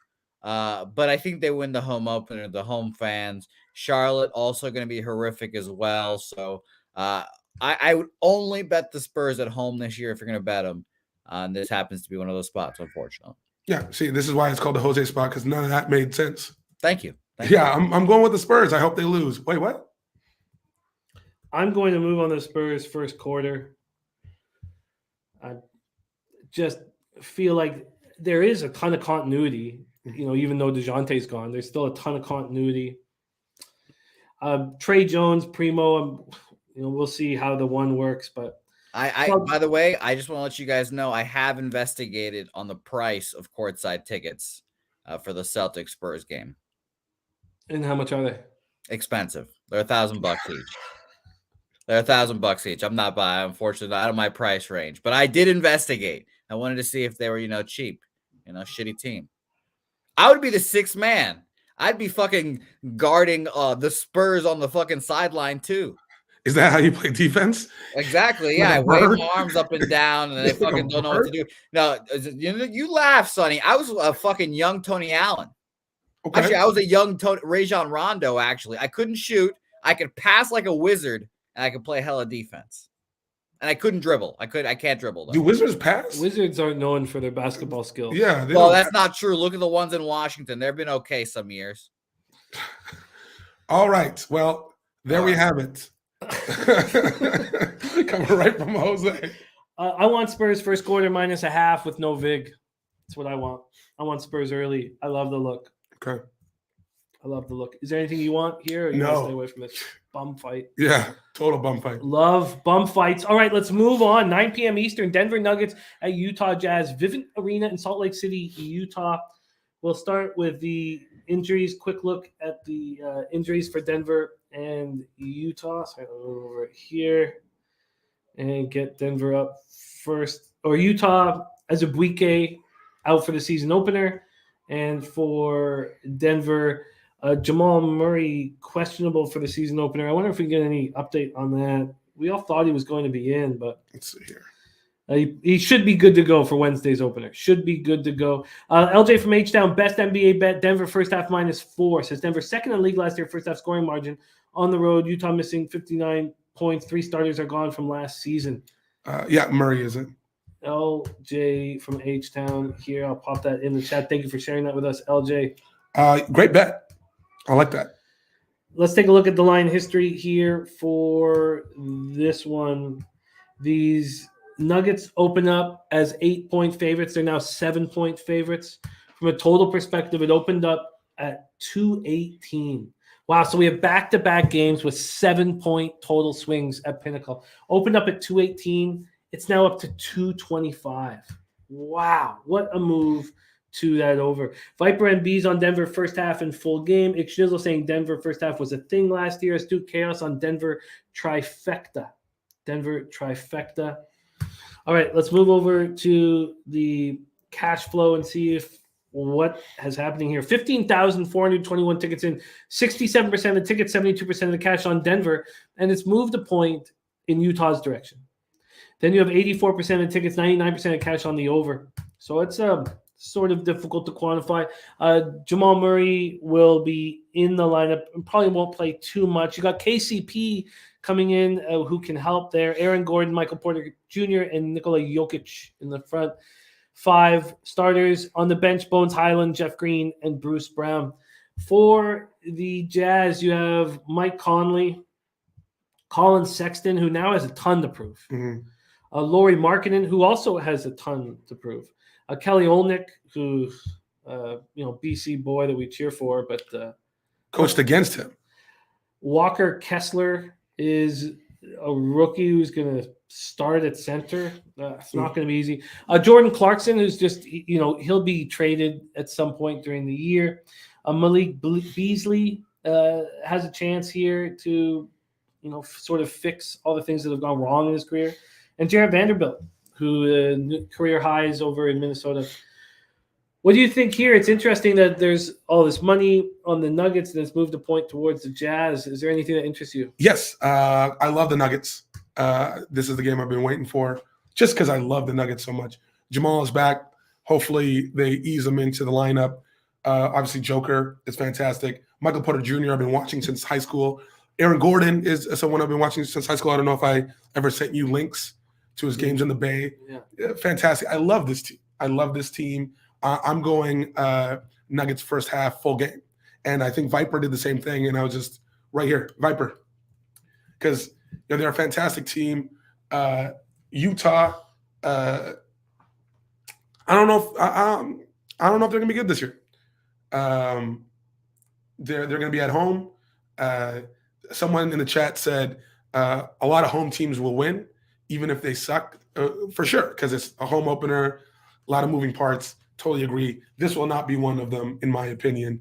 I like Nuggets.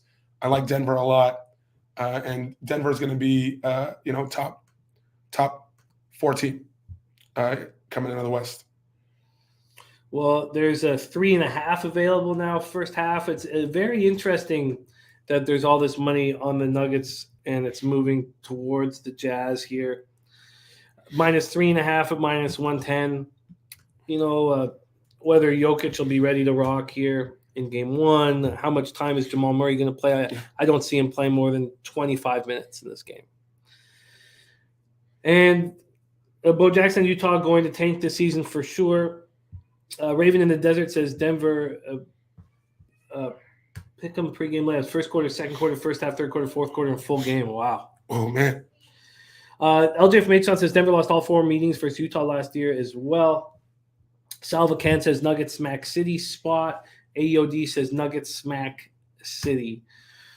That is the Nuggets game. So Sonny is in. Yeah. Sonny is in on the Nuggets first half -3.5, full game +7. Let's move on. I'm a little nervous about the spot, in all honesty. All this hope and hype for the Nuggets, and the Utah is just going to get worse and worse every game all year. But they might start at somewhat of a good spot. 84% of the tickets on the over, 99% cash, and it goes up 7 points. At what point has it gone up too high? But Sexton's going to be rolling here. He's got so much to prove. I'll be cheering for you. Let's move on. 10 p.m. Eastern, Dallas Mavericks at Phoenix Suns. Ooh. Dallas at Phoenix. Let's take a look at the injury situation here for both squads. We will start. Here we go with Phoenix. See what they're dealing with. Landry Shamet, hip injury, questionable. And then we'll go over to Dallas, Ntilikina, Kleber, and Bertans. Kleber with the sickness. I mean, they need him. They need him. Let's take a look and see what the Kleber's saying. Still questionable. It's a non-COVID illness.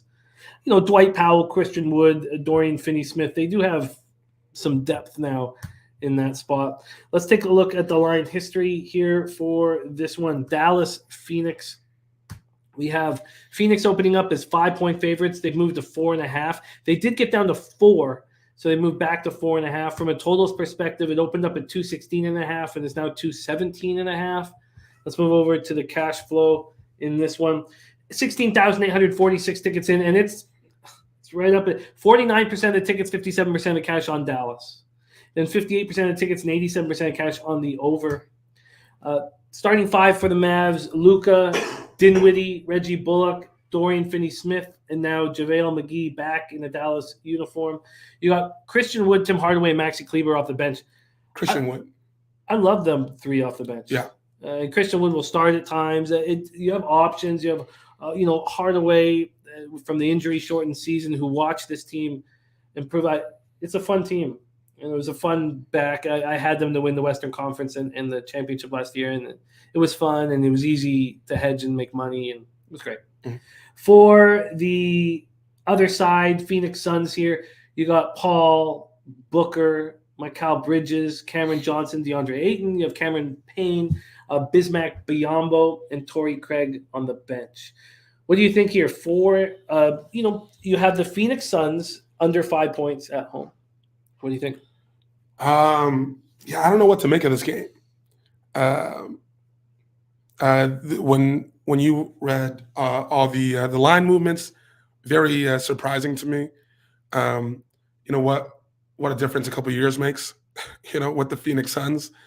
I think I might have to stay off this.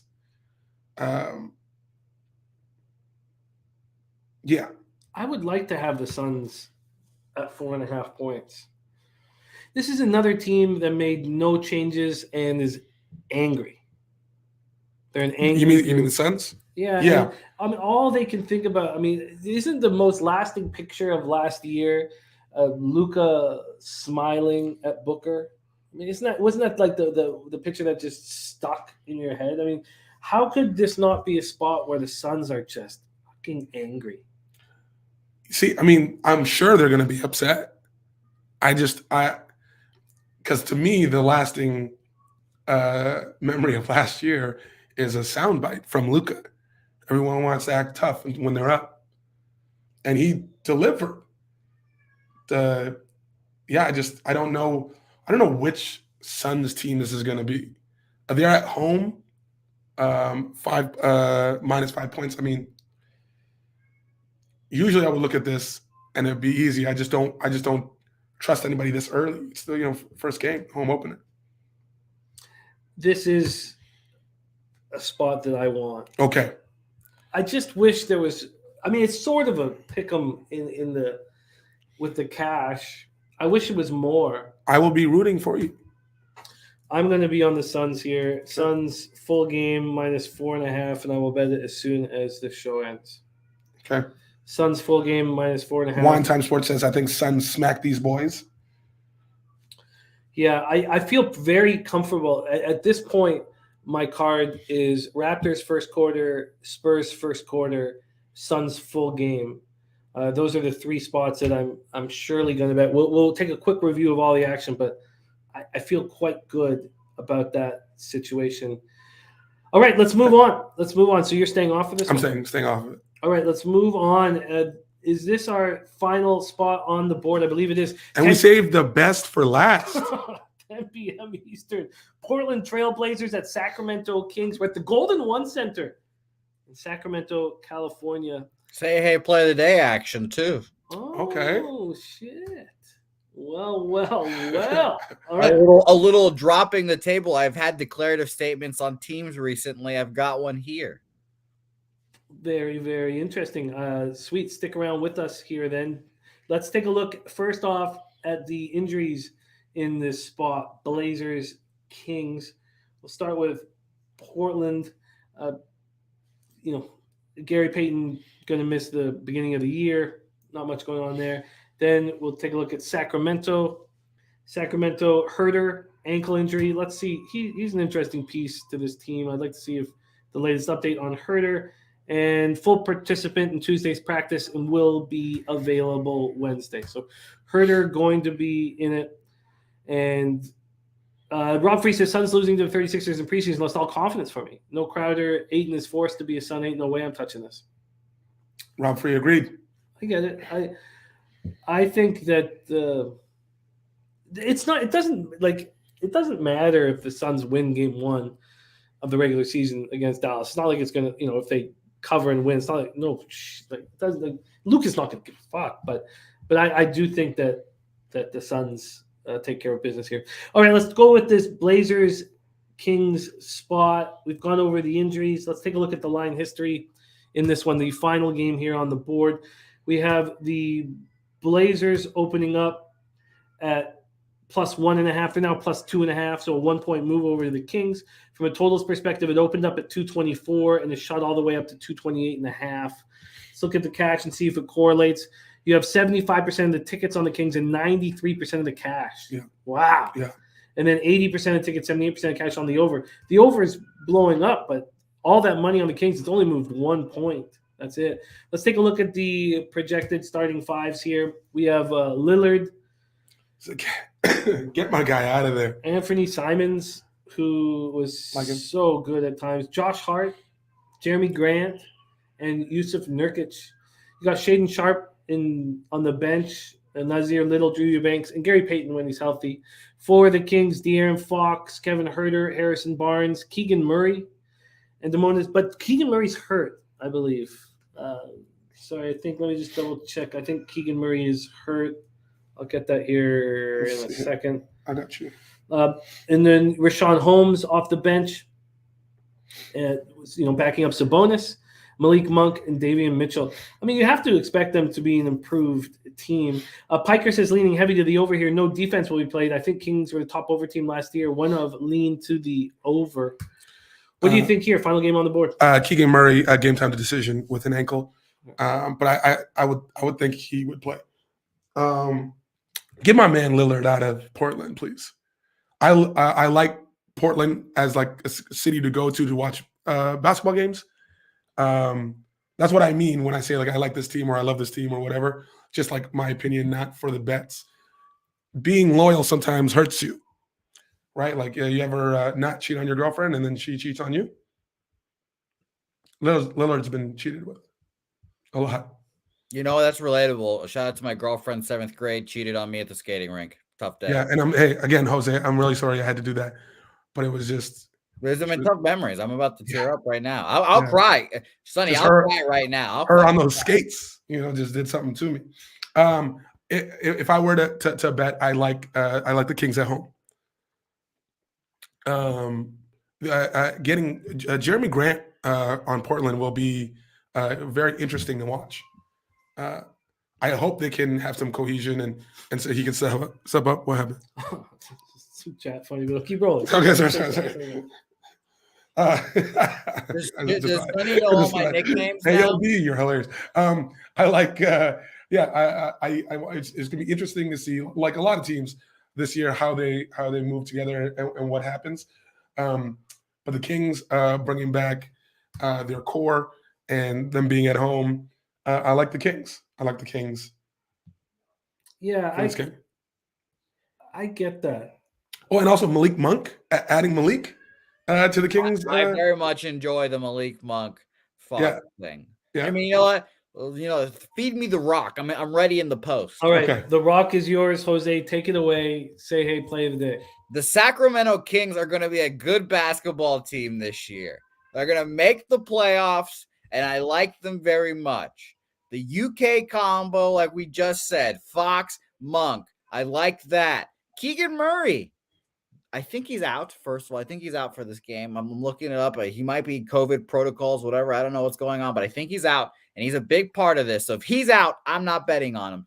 But I have all the faith in the world in the Sacramento Kings. I like them. Keegan Murray, good. Think he could be a Rookie of the Year candidate this year. I believe in Sabonis, even though it can be kind of a pain in the ass. Kings make the playoffs. So if Keegan Murray's in, I'm taking the Kings -2. And what if he's not in? I will not be playing this game because Let's do your say hey play of the day. Whoa. Well, Sonny, first of all, the say hey record has gone to shit. Jimmy won't even let me see it. That's how bad it is now, Sonny. It's under lock and key. I wish I could see it now. That's but just very funny to me. Like this is my lock of the day, but I might not bet it. And I'm not. If he's not in, I'm not going to bet it. No, I think the Trailblazers are going to stink this year, and I think they're going to be a tanking squad by the end of the year. So give me my Kangs if Keegan Murray's in. So I know basketball. Yeah. I know ball. I guess it's pending. Yeah. Sammy says Dame Dollar Revenge Tour, Blazers money line and the under. Okay, and by the way, let's be honest. Dame loves this shit.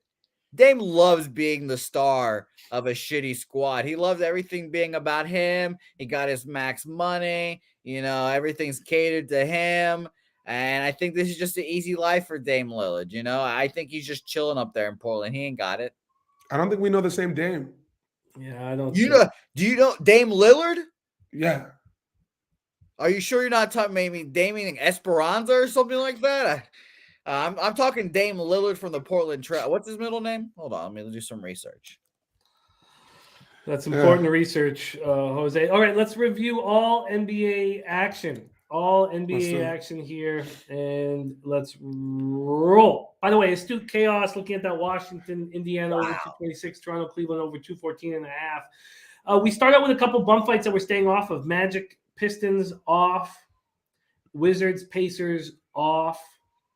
Then we move on. Sorry, let me move this. Sorry, I'm moving too fast. Then we Rockets, Hawks.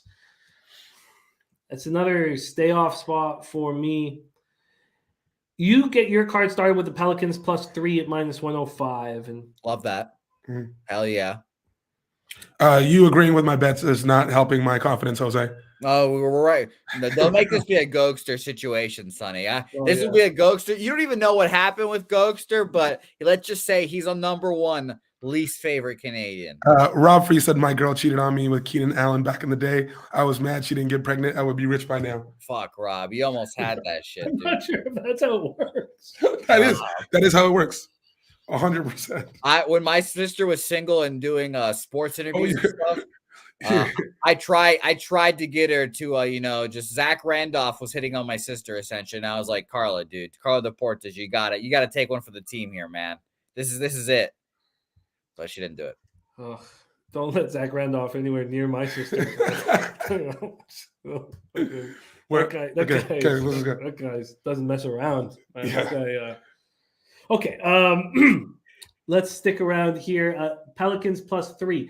The idea being these, you don't have Joe Harris, you don't have Seth Curry, you don't have outside shooting. If this is a team without outside shooting, it's all going to be Kyrie and Ben, and you guys are saying that it's not enough. Kyrie and Ben from outside. That's going to go great. Oh, I meant Durant. Sorry, Kyrie and Durant. Ben Simmons for 3. What are the over/under for his threes in this whole year? A half? Oh my god, I can't wait. All right, I get it. I completely get it. Again, let's just quickly look back at this line history. Is this something that I want to add to my card here?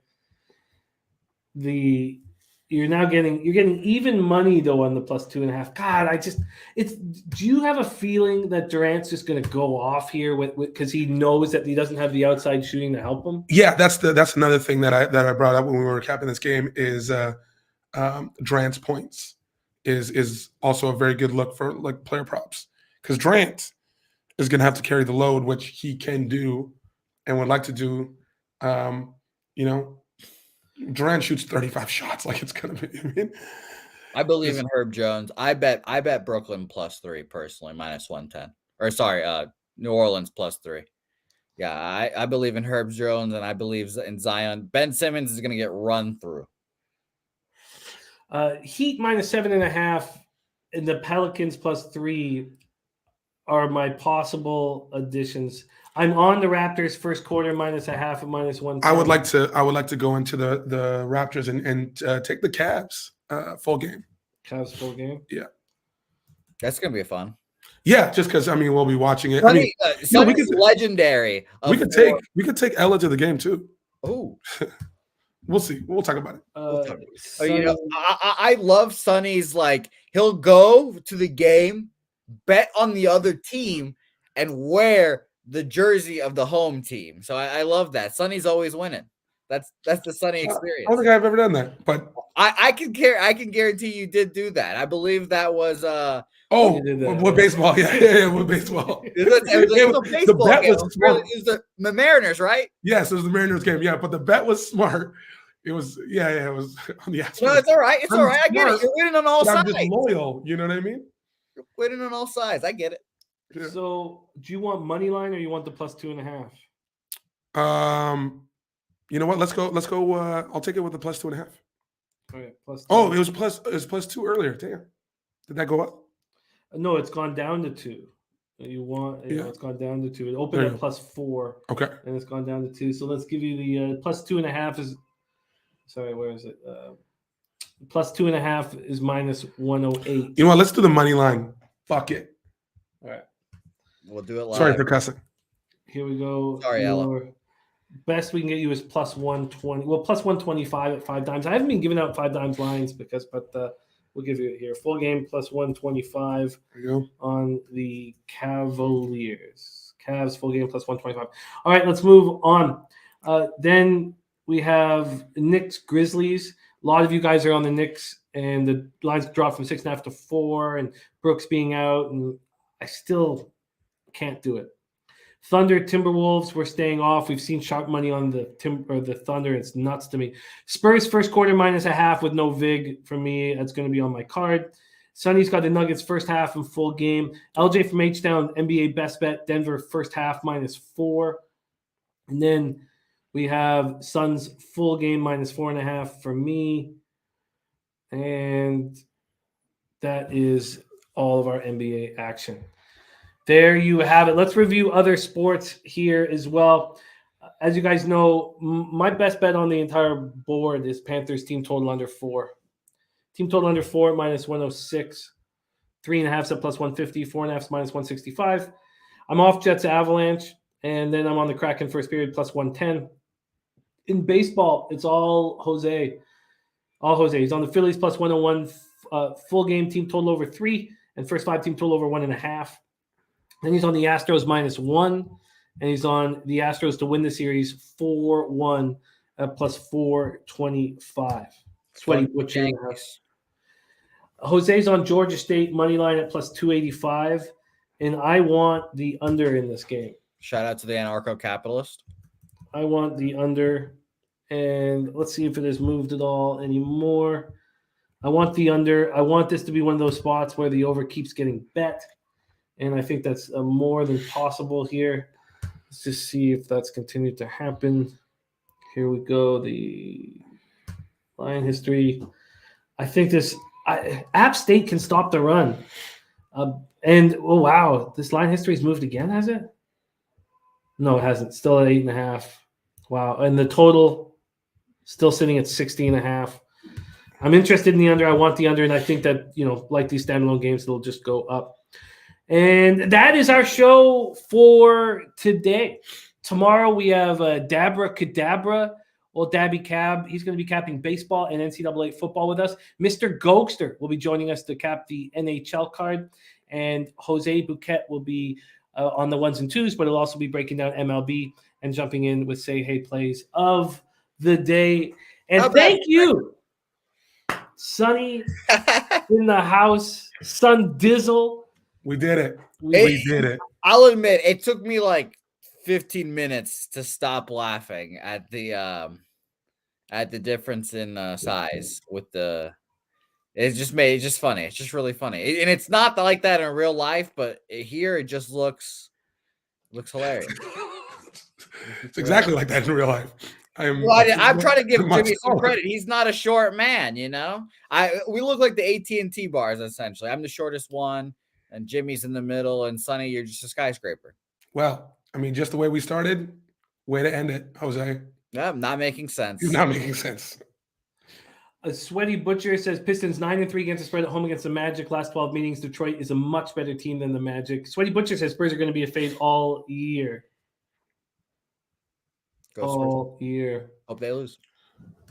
And then we want to talk about the poker tournament one more time. A week from now, we have our $25 buy-in tourney. It's a lock tourney, so you need the code to get in. We're also giving out 10 tickets. We're deciding on the bounties. Again, only 3 people cashed in their bounties, and 11 were up for grabs. So we're not sure at this point what we're going to do. Mark Schillingberg asking about Kalen Addison. I need more time to study Kalen Addison, in all honesty, Mark. I can't give you a real thoughtful answer to that. No Something says, hit me with an NHL tip. How do people look at shot on goal props? Well, they're tricky. Again, you probably want a player who is a guy who's going to be on the power play. You want to pick a team that you know is going to get penalties. The easiest way to get those shot props in is on the power play. But I don't feel like player props is my expertise, and I've cut them out of my action. But there's a lot of cappers who do love player props, and the player prop shot on goal was already given out with Matthew Tkachuk, over 2.5 shots today in the Panthers game. Let's go. Thank you guys so much for everything. Jose, thank you for your hard work producing the show. You do a great job. Shout out to all you guys: Sweaty Butcher, Mark, Nick, Coyne, Northender, No Summing, Hoops 590, Alex Gagnon, Mark Schillingberg, Viper, Rob Free. Rob Free was great, wasn't it? Rob Free was hilarious. Paul Trippy, Alex Gagnon, Dav Fenn, Johnny Guns, X-Cal, Gas Report, Cheshire Cat. Great group. AOD. Thank you guys. Rodney M. Piker, Ray Charles, Sammy, Know Something. Thank you for the donos. Hoops 590 says his girlfriend lives upstairs. Oh, upstairs here? No. Huh? I'll ask right away. Yeah. Honey, when are you coming to the States? That's the real question. When can the people see you make you laugh? Yeah, so after here, I go back to Alberta, which is the Texas of Canada. And then I go to London, England to do shows. Oh! So I think maybe like around December, I'll be back in the States. Not only that, but you are seeing the Jacksonville Jaguars? Oh, yes. I'm going to watch the Denver Broncos. What's up? Shout out to Gokster and the Jacksonville Jaguars. Also doing a show there. Nice. Obviously. That's what I'm going. Thank you guys all. Jose, can you actually let's let Sonny, can you put a bow on this? Any last words and then let's us into the future? Just want to thank everybody in the chat, everyone for tuning in. Let's go get this money. All right, let's get this money. We are nothing without you. The chat was amazing. Shout out to Jimmy the Bag, Jose Bouquett. I'm Sonny Dollywall. Leche!